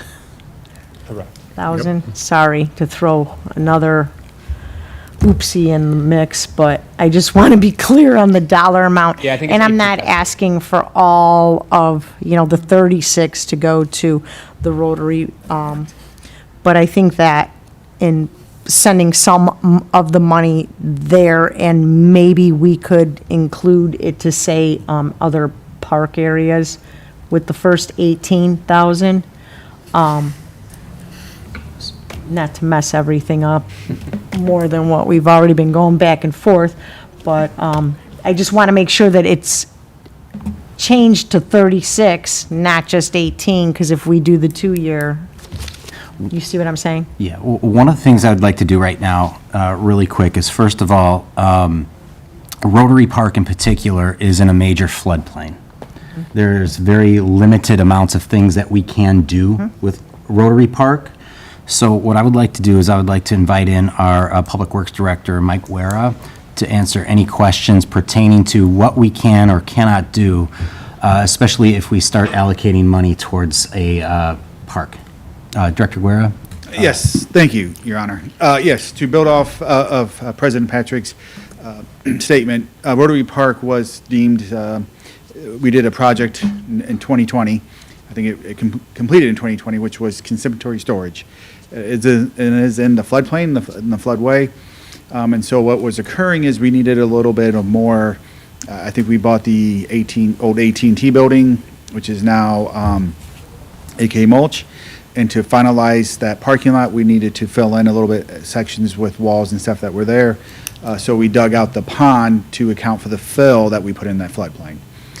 So that kind of restricts what we can do as its current state.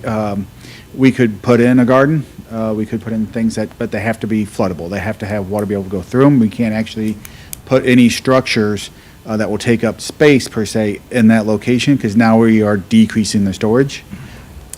If we did put structures, we would have to then further dig somewhere else to increase that storage. So it'd be that ending game. Like native plantings, that would be acceptable because that is obviously floodable, it's plants, those sort of things, just like grass, that could be used. But we couldn't put, like I would say at this point, any buildings without further research, those sort of things. So does that answer the question, or would you like more explanation? One thing that I'd like to know is that when we were dealing with Lufkin Park, especially with the pond in that area, this was a discussion topic about how we create more of a park atmosphere with native species of plants and whatnot.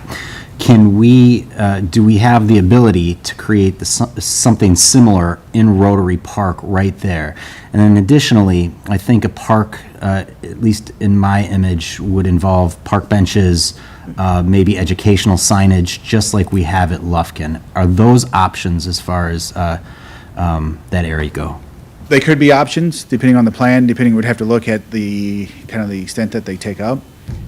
In terms of some of the plantings, Lufkin is an active pond, it's a detention, retention pond, so there's a portion that stays wet. It was widened, and so those plant species are designed to be in that wet scenario.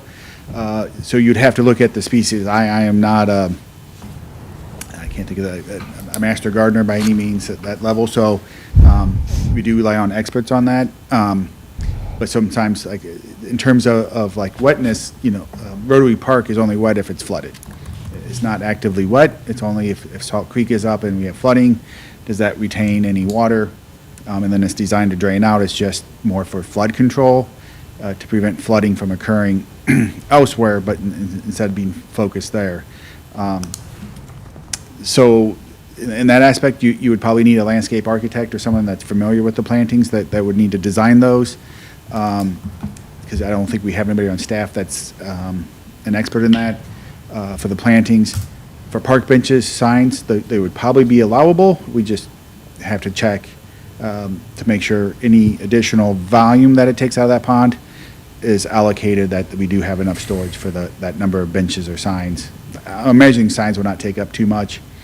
Park benches typically as well, so we should be fine. We just have to actually do a little bit of math just to calculate. One of the things that I would recommend to the board is that we do have the new Garden Village Commission, and this is one of their priorities and things here. I also understand the importance of redeveloping Rotary Park and why that's important, and I completely agree with that. But my recommendation to the board would be that with the motion that's on hand now is that we allow that money to be at least geared towards revamping parks or park space in general. So that way the Garden Commission can come together, maybe even recommend a design or a landscape architect. They can help us do that research since we do not have one on staff. And that could be a good first project for them to look at. And that money could then be utilized for Rotary Park or any other area of parks that those recommendations come from. So my recommendation would be to, regarding the money, the 18 or the 36,000 would be not specifically for Rotary Park, but to parks in general, with the advice and consent of our new Garden Village Commission, making a formal recommendation to the board. That is what my recommendation would be. Trustee Cordova. I would agree with that. And then, this may be a subcommittee, because I know that our previous, there's a horticulture club that's getting started in Villa Park right now, that they do have those folks that live in town that can offer that. So that very well may be a very great first project for that. And then we can jump on a subcommittee for that project if we need to, so, yeah. Manager Rivas. In my conversations with Adam, if you can approach the microphone real quick, in our application for this, we have to come up with a suggested use, a general suggested use. You had said something to that effect. I don't say you have to. I want to be very clear. You don't have to, but on the letters that are going out probably in a week or two, if approved, I think it just means a lot better to say, hey, the civic contribution is going to parks or Rotary Park, rather than it's going to the general budget. That is a much better communication tactic we have found in our experience. I think also that allows the commission to be flexible with the recommendation, is that if we have $36,000 to spend, this type of design might not utilize all of that, where in fact the rest of that remaining money could go to another project within parks, if we are able to do that. Trustee Sabri. I just want to clarify something before. I know we're discussing numbers here. Sure. That $18,000 for first year and 2-year contract will be $36,000, but we are not getting a one check. As we discussed, it's going to be on a monthly basis. $1,500. So, yeah, just so budget that accordingly. It's not going to be a one. Correct. So just $1,500. just to clarify. Yep. Yes, thank you. Okay, Trustee Kumar. I would like to make a motion to amend my original motion to actually put it in the Parks Fund instead of towards a particular park. I'm fine with that. Okay. So you're amending the original motion. Trustee Alfano, Would you second that? Is this all 36,000 or 18? Well, I think that's what we have to determine first, too. All 36. 36,000. 36. I'm okay with that. Okay. So the original motion has been amended again. Just correct me if I'm wrong. Rate match, 2 years, and 36,000 to the Parks Fund designated for parks specifically. Okay. Is there any other discussion? Trustee Cordova? Just a quick thing, on our comprehensive plan, we do talk about, like recommendations, and one of them is to spearhead acquiring a national park designation along the Prairie Path from the village boundary to Rotary Park. So this would kind of feed right into that. So if we're saying, hey, we built this, here's the whole package, this is what we're looking for, I love this idea. Okay. Okay, so we have a motion for the resolution and a second for a rate match, 2 years, and the 36,000 going into the Parks Fund. Clerk Lauken, roll call, please. Trustee Alfano. Yes. Trustee Cordova. Yes. Trustee Constatos. Yes. Trustee Kozar. Yes. Trustee Kumar. Yes. Trustee Sabri. Yes. You guys have it. Okay, moving along to, you're welcome, thank you. Moving along to unfinished business. Trustee Constatos. I think this might fall under unfinished business. It might be old business, so just let me know. One, we never got back to the trustee rules of order and procedures that we had talked about a few meetings ago. So I'd kind of like to see that come back to the agenda. And also, I know that we had money that was allocated to picnic tables and more metal garbage cans. I would just like an update on that. Were those ever purchased, and if so, have they been put out, or, Okay. So trustee Constatos, so I believe you're referring to when we, I believe there was a $25,000 Yes. allocated for park benches and Correct. garbage cans. So you'd like an update on whether those were purchased and purchased. put out? correct, Okay. yes, Manager please, Rivas? thank you. I don't know if staff is here and available to, or somebody can update that. Public Works Director Mike Martin can answer that. Or who are we getting? Sorry, just to help out, because I know Director Howe is new. I do know the metal garbage cans that were purchased and installed along the Prairie Path at Ardmore. Those have been completed. I know those were in and put in. I would have to check, and I think Director Howe would have to check as well for the picnic tables, but on terms of the garbage cans, I know those were ordered and installed at locations at Central and Ardmore, and then Park and Ardmore, kind of in that downtown business district. If those are the garbage cans you're referring to, I believe they are, so. I think they were the ones that matched the other metal Correct. ones that, Yep, they okay, they matched yes. metal, so they kind Correct. of have a standard going on instead of multiple Exactly. ones. Those were completed. We would have to check with staff on the picnic tables. Okay, if you could just do that and then maybe just email all of us, would be great. Yes. Thank will you direct so that to much. I Director Howe. appreciate that. Like I said, we worked with the parks on the garbage cans, and so that's how I was aware. Okay, and then just the trustee rules of orders and procedures, if we could get that at some point back onto the agenda. Okay. I think that would be important to discuss. Okay, is there any other unfinished business? Trustee Alfano? Yes, if we could also have the FOIA report put back on, a regular FOIA report at some point. Manager Rivas? We plan on always having it at the second meeting of the month. Got it. Thank you. Trustee Kumar? I would like to bring back the social media policies, a discussion. Okay. Any other unfinished business? Okay, moving along to new business. Is there any new business? Trustee Kumar? Quite a few things. And I think it's already on here, or was, the issue with the Harley Davidson behind the Target, that discussion as to what we can be done, and which commission that should go to, because I'm kind of confused as which commissions will handle that. So if you could clarify which commission is going to be dealing with that, it would be helpful. The e-scooter flyer. It's time it's out. Honestly, the e-scooters are all over the place. It's a problem, as the one discussion that happened today was on that. There's no reason for us to be so delayed on this process.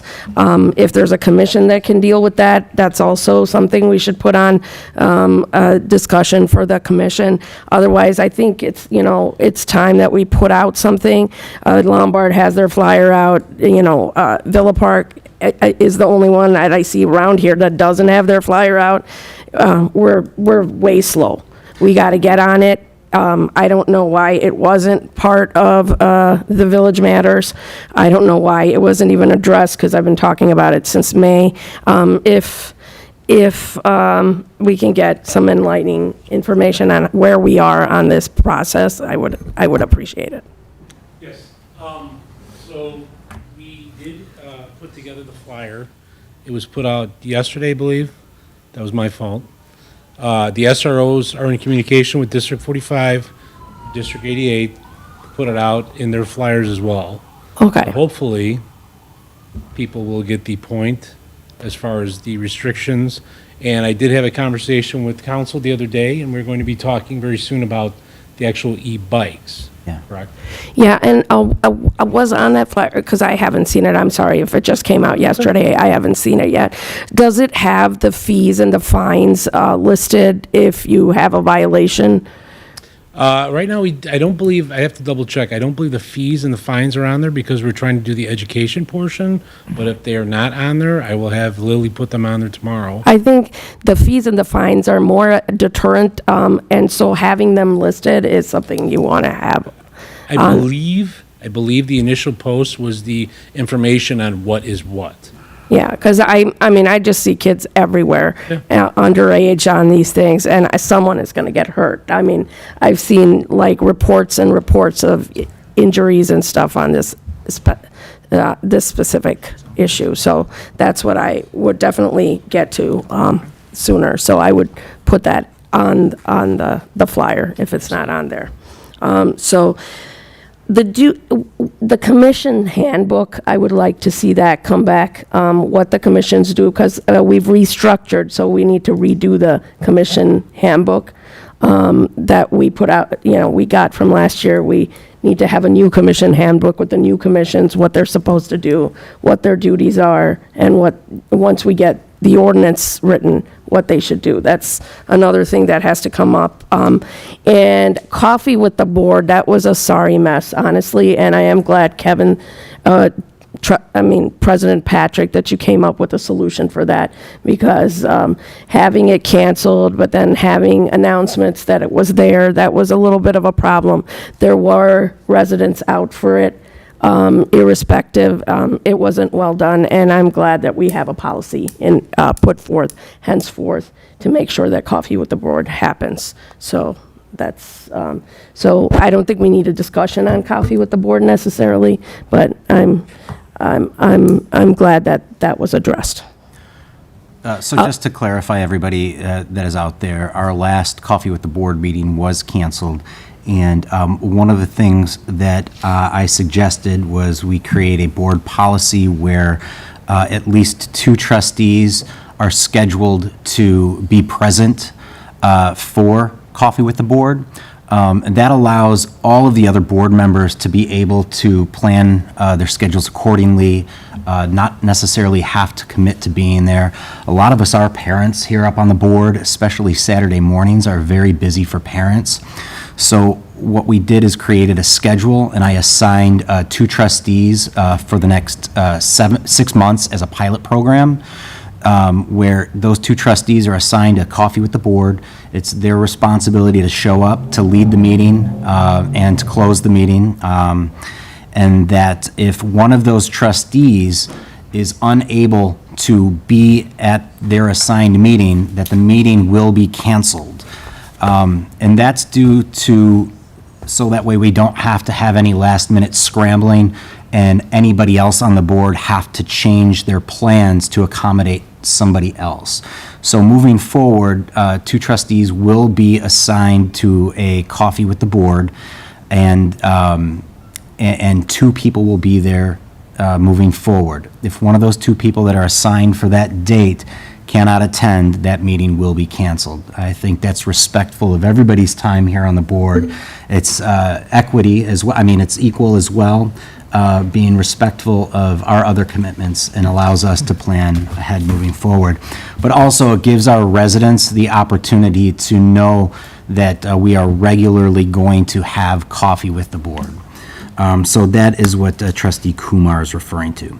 So getting back to new business, we did have discussion on coffee with the board, an evening discussion. Is there anybody that has any discussion about an evening session with coffee with the board? Trustee Constados. Yes, thank you. Yeah, I posted something online, just kind of trying to get a little bit of feedback from our residents. Just asking, like, what, in your opinion, what day, what time?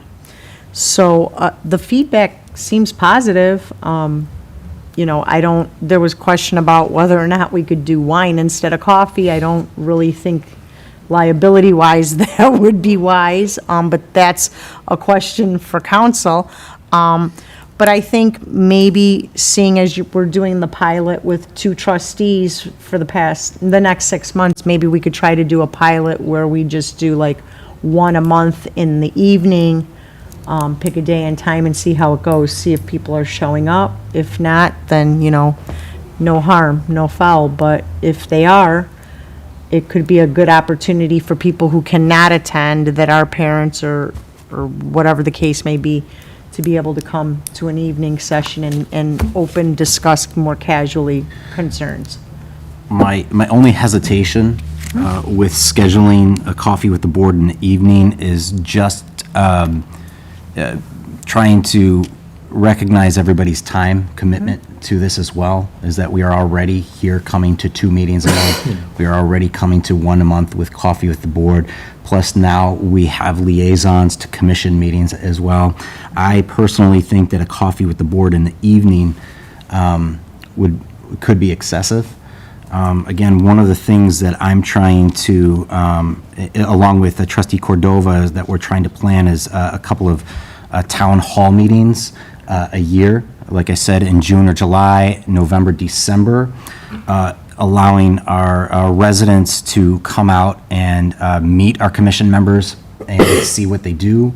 Also, kind of a state of the address of Villa Park, where we could have key employees speak, we could have staff speak, we could do a Q&A with residents and whatnot.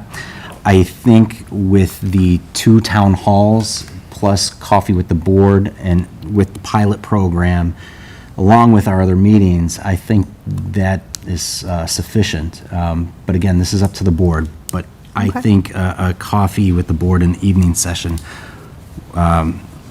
might hinder a lot of our schedules. Trustee Kumar? I would like to say that I corroborate with Trustee Costantos on having evening meetings, but I do agree that now that we have a rotating schedule for coffee with the board, and given that it is coffee with the board, the morning makes more sense in this case.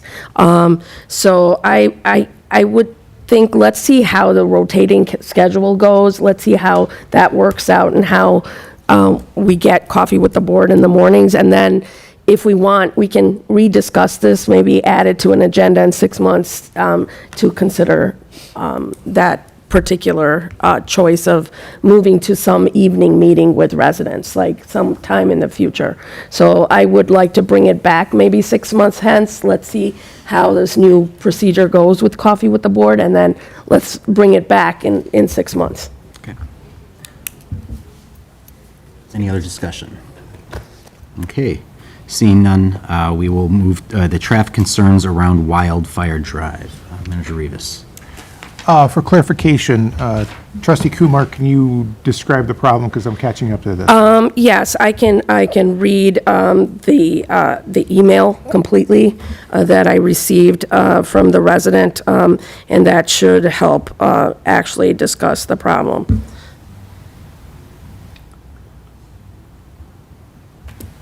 And the proper commission would be the Plan Commission, because it also handles traffic and safety, to go back to one of your original questions. Okay. Sorry. Two-factor is great, but takes a little bit. Just give me a second. While trustee Kumar is trying to figure out what she wants to talk about, I would like to make a motion that this gets moved to the appropriate commission and that this discussion be had with our police department. This is not something that the board needs to spend its time on. This is a traffic concern. We're not going to make policy on it. That's why we have commissions to advise and decide about traffic and safety and other concerns such as that, and that's why we have a police department. That's my motion. Kick it out to the police and kick it out to the appropriate commission. I'll We have a second. motion. Hold on, prior to that, though, trustee Kumar, earlier, when you were talking about e-scooters and what have you, you're talking about your concern about where traffic concerns would go and which commission. That is currently with our plan commission for long-term planning. Do I have a second on the motion? I'll second. Okay, so I have a Then motion, on, wait, which motion? a motion to, Put it to the commission? Jack, excuse me, trustee Kozar's so, yes. motion? that- Yes, I'll second that. Okay, so I have a motion to move 15B to the Plan Commission, seconded by trustee Constados. Discussion. Trustee Kumar? I'm not averse to moving things to a commission, but there should be a process by which the board can bring these concerns of the village, whatever emails we do receive to that commission, and I don't see the process have been put forth. So maybe we can have a discussion about the process by which we bring these issues to the commission. Do we just show up at the commission with the answer? Do we just send it to the manager? What is the process by which any concerns go to the various commissions before we would send it there? Do I send it directly to who?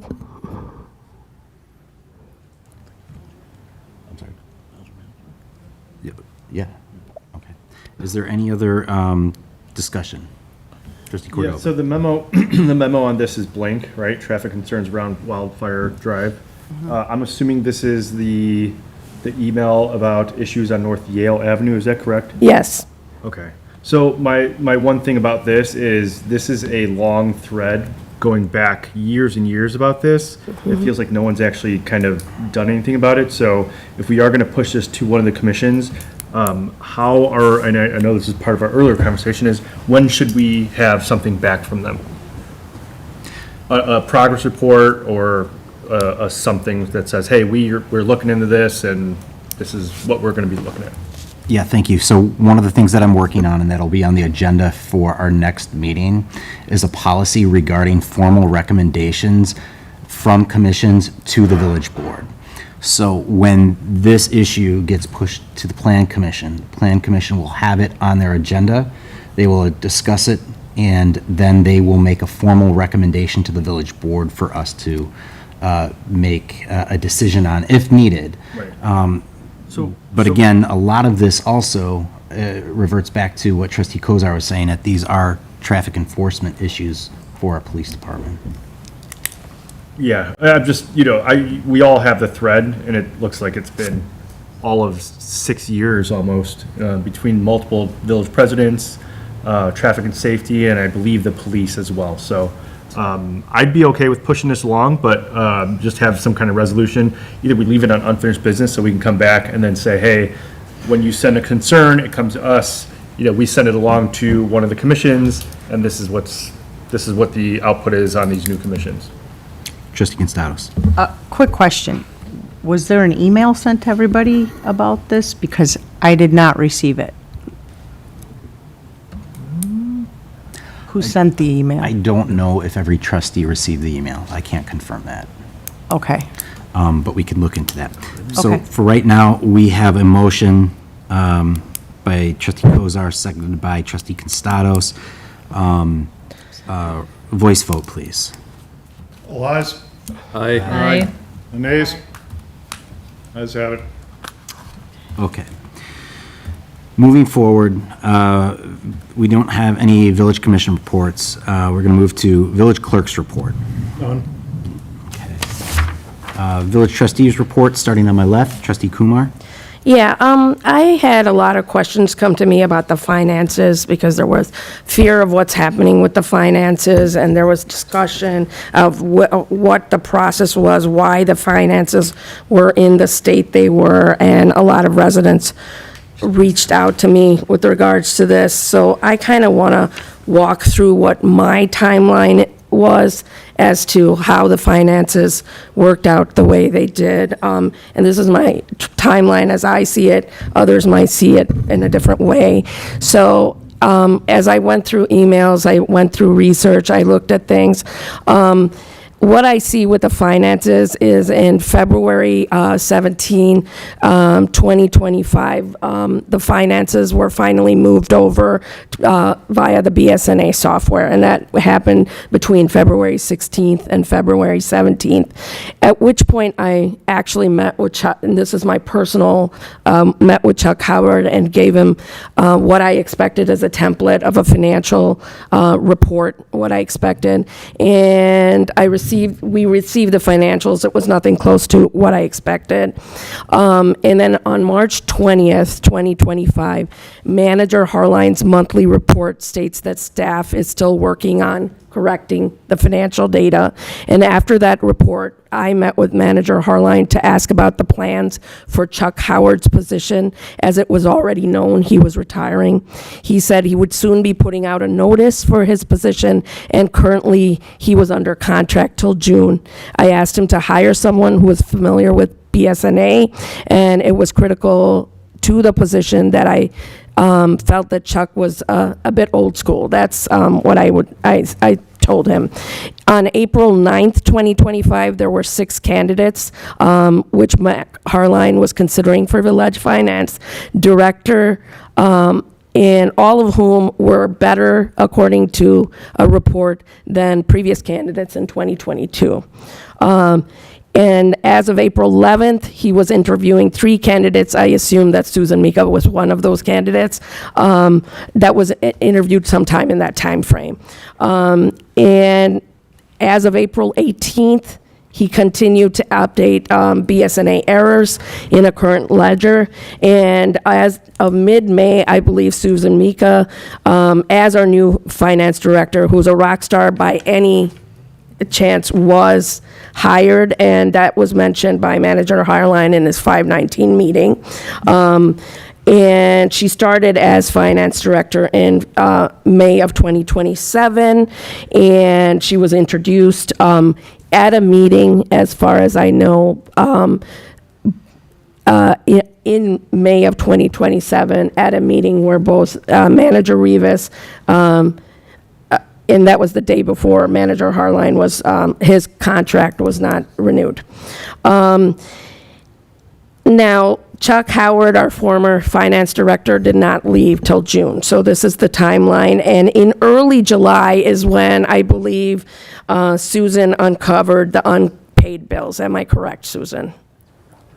When did you find out about the unpaid bill? Kumar, Yeah. we're not going to do a Q&A during trustee reports. You can get that information Okay. offline or an email. Okay, that's fine, that's fine. I'm sorry, Susan. So then, on the 8th of July, President Patrick notified us about the finance issues in an email to the whole board at large. Okay, so as of the 8th, and right now, Susan, on the 14th is when Susan actually came out and talked to us about the finance issues. And there are some finance issues, certainly. Now, what are those finance issues? And I think it's because board members came out that I actually want to talk about that. I just want to give the details of the timeline before I go into the actual finance issues.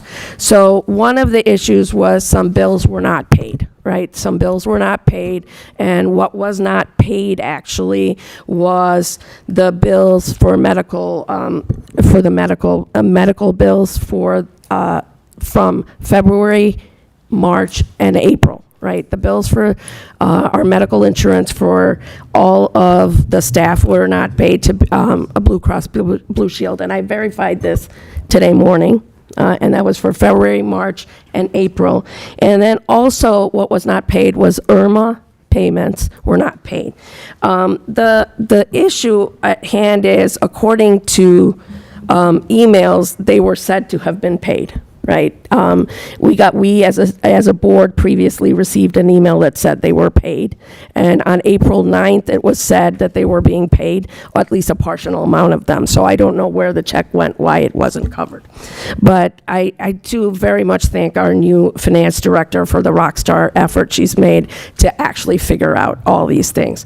Now, what is true is there has been a lot of misallocation, right? There's a lot of misallocation in where the money is in our general fund, and there is a $2.4 million shortfall, plus about an $800,000 shortfall in our funds. And the great news is that even though there is that shortfall, in that, which is almost about 3.5 million, our finance director has been working very hard with the departments to address that shortfall through monies that haven't been allocated yet in the general ledger towards that shortfall.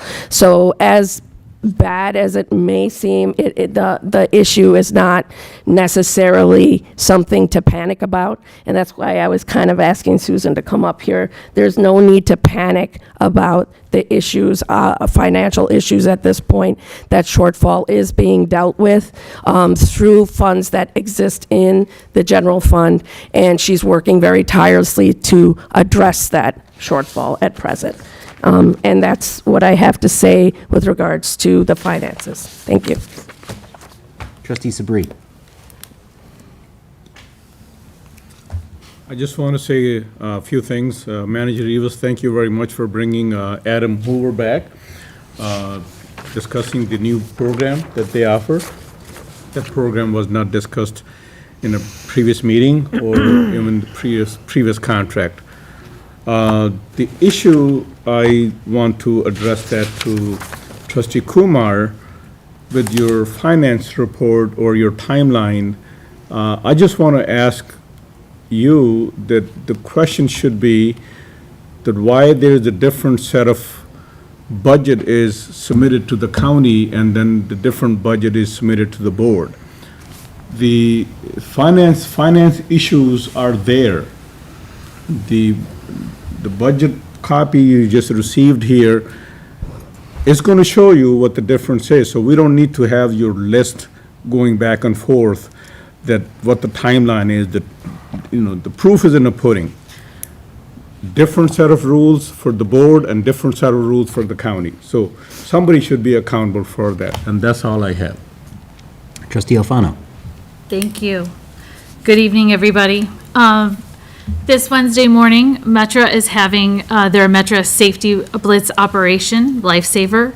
The safety blitzes are parts of the Metra's ongoing efforts to raise awareness about safety around trains and tracks.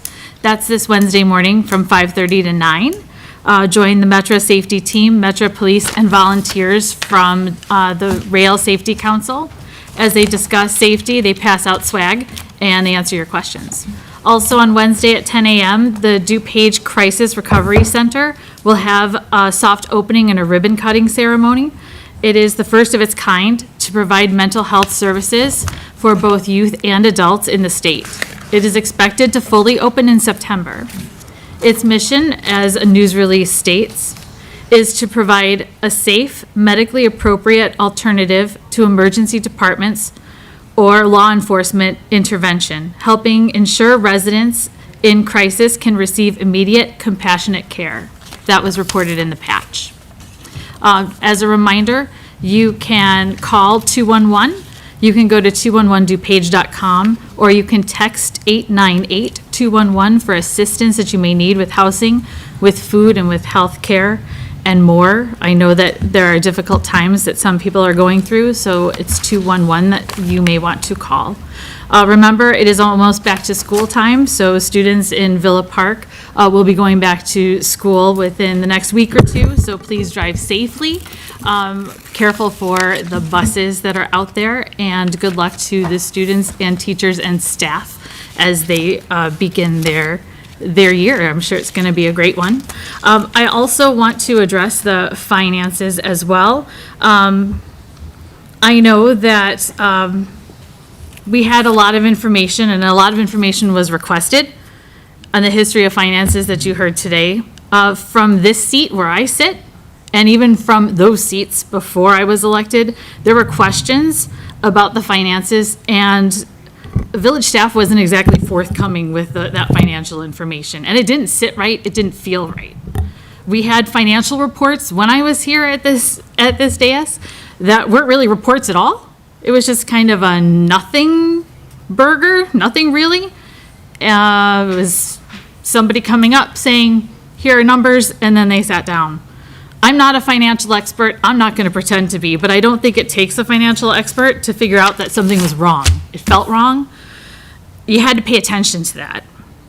We had a different budget. We were given the budget books recently. I had mine today at my seat at the dais. But the county has something different, and I really don't feel great about that. However, we have to know that there's a problem first in order to resolve the problem. And I know that, and I'm confident, that we're gonna get to a resolution. I know that it's uncomfortable. I know that even at home, when I find out that there are finances that might not be what I wanted them to be, I do get a little uncomfortable myself, but I also know that it's temporary and we'll figure it out. We ask for time and patience, but I'm very glad to know that we figured it out, and that when you trust your gut, you do find it, because then you can stop whatever might have happened and you can change course. It's an honor and a privilege to sit here in this seat and to represent my neighbors in Villa Park. Thank you, that's all I have. Okay, trustee Costados. Yes, thank you. First, I would like to congratulate trustee Alfano on her appointment of deputy president. Thank you. And I want to say, I know that if anything should happen where you do need to take that seat, I know that we're going to be in very good hands. So congratulations. Second, I would like to say this. I missed 2 meetings. Some may know, some may not know, due to a father figure in my life passing away. Some of you had met him at my swear-in, and so that's why I wasn't here. So I apologize for that, but I had a more important obligation as far as I see to be at. With that being said, I was taught by this man to be who I am, to say what I feel, to stick up for what I feel is right. And I will always do that, regardless. I had other things I wanted to mention in my report today, until I started to read my emails and catch up on what I had missed. And I would like to just read an email that we all received from a resident that states this. I would like to start this email with an apology. Prior to knowing all the details and reasons for the very quick change of administration at the village office, I judged the decisions. I am sorry for that quick judgment without the facts. Now that I am viewing and attending more meetings, I can see how they are things that are unfortunately the public can not be made aware of, and we need to trust you to make decisions. However, I currently have very little trust in elected officials. This is an overall personal issue due to what is going on at the national level and is extending to my lack of trust at the local level. When things happen quickly, it raises yellow and red flags. A good thing that has come from these recent debates is increased engagement from the community, although I was disappointed with the low attendance at the meeting last night. I feel a responsibility to keep my engagement going, rather than just join the conversation for these recent debates. I have learned a lot and am energized to know more and continue to be involved and engaged. I will do my best despite my work schedule on Mondays. Now that I have admitted my mistakes, I would urge all of you to do the same. The way the restructuring was presented and handled was messy at best. I had the opportunity to read through the white paper that was attached to the agenda packet for last night's meeting. This document was a way to present the idea of a change. It contained great details of how and why of the restructure. I am not aware of how to best propose ideas for change, but in my opinion, if you had presented to the public and to the board the white paper first at a meeting in the area of new business or as a presentation, followed by some town hall meetings, COWs, for further discussion, then prepared the ordinances, I think that process would have been accepted with more support. I also think an open call for applications for new commissioners would have been nice. I may have thrown my name in, but since I am not part of a certain circle, I didn't get that chance. I agree restructuring is important. Processes get stale, and it was surprising to find out that more than half the commissioners serving have been there for over 6 years. That is way too many for sure. To be honest, I have wondered and been interested in serving on a commission, but never really knew how to approach the idea. I would like to conclude this email with a challenge to all of you. As stated above, I think there needs to be some admission of mistakes. We are all human and we all make mistakes. I respect people more when they can own their own humanness. I want to be able to respect each member of our board. I continue to be disappointed in many of the behaviors that are reflected at board meetings. I have been the target of bullying and attempted manipulation by one of the trustees during the campaign, and it was one of the worst interactions I have ever experienced. I understand how it feels to be targeted and how it can stir up anger and create a response you may not be proud of. I tried hard to control my feelings about this situation that occurred prior to the political forum, but there were a few members of our group who could not keep quiet. While I didn't fully agree with their method, I do know that when feelings are high, you will get negative reactions and behaviors. That being said, if you all continue the finger pointing and calling out specific people during your reports, the finger pointing will keep going. You, as the leaders of our community, the respected individuals that were elected by this great village, have the opportunity to rise above the hate and stop it. You can lead by rising above. In the president's report last night, so many things were said that were very valid and true and tried to inspire unification, but the personal jabs at others to prove a point was so disheartening. Stones were thrown back at the people that were throwing stones as well. There are two sides to every story. Both sides have truth to them. We live in a world of I'm right and you're wrong, negative and unstable government. My challenge to you is to help us come together, find middle ground, listen to all sides, consider all sides, appear to value each individual person. If the negative and hate jabs keep happening from our leaders, the community is going to take its cues from you, and they will continue the negative talk. Obviously, you are not going to change things on a large scale, but I do think the idea of if they go low, we go high can go a long way in our community right now. I will do my part and open my mind more. I will try to trust you in the process more and stop negative talk when I come upon it. But I just ask that you think about things you have said and decide if they were said to unify or to throw stones back at someone who hurt you.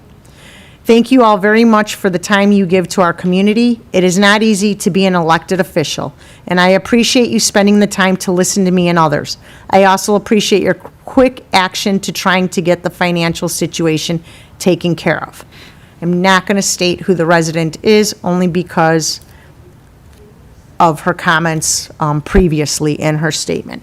But I am going to say this. There has been a lot of finger pointing going on, not just by us sitting up here, but by residents as well. There's been a lot of accusations. It's time for all of it to stop, not just on our side, but on everybody's side. We all live in this village. We all want what's best for this village. It's time to start working together. And that's all I have to say. Thank you. Trustee Cordova. Just to echo what Trustee Alfano said, school starts this week. We're going to have brand-new children running across streets. Just give yourself a moment as kids are crossing. There's going to be after-school programs. There's going to be children walking home from schools. Let's just be careful. Just take an extra second to look around and make sure we're not putting anyone in danger. That's it. Trustee Kozar. Not so much a report, just a comment.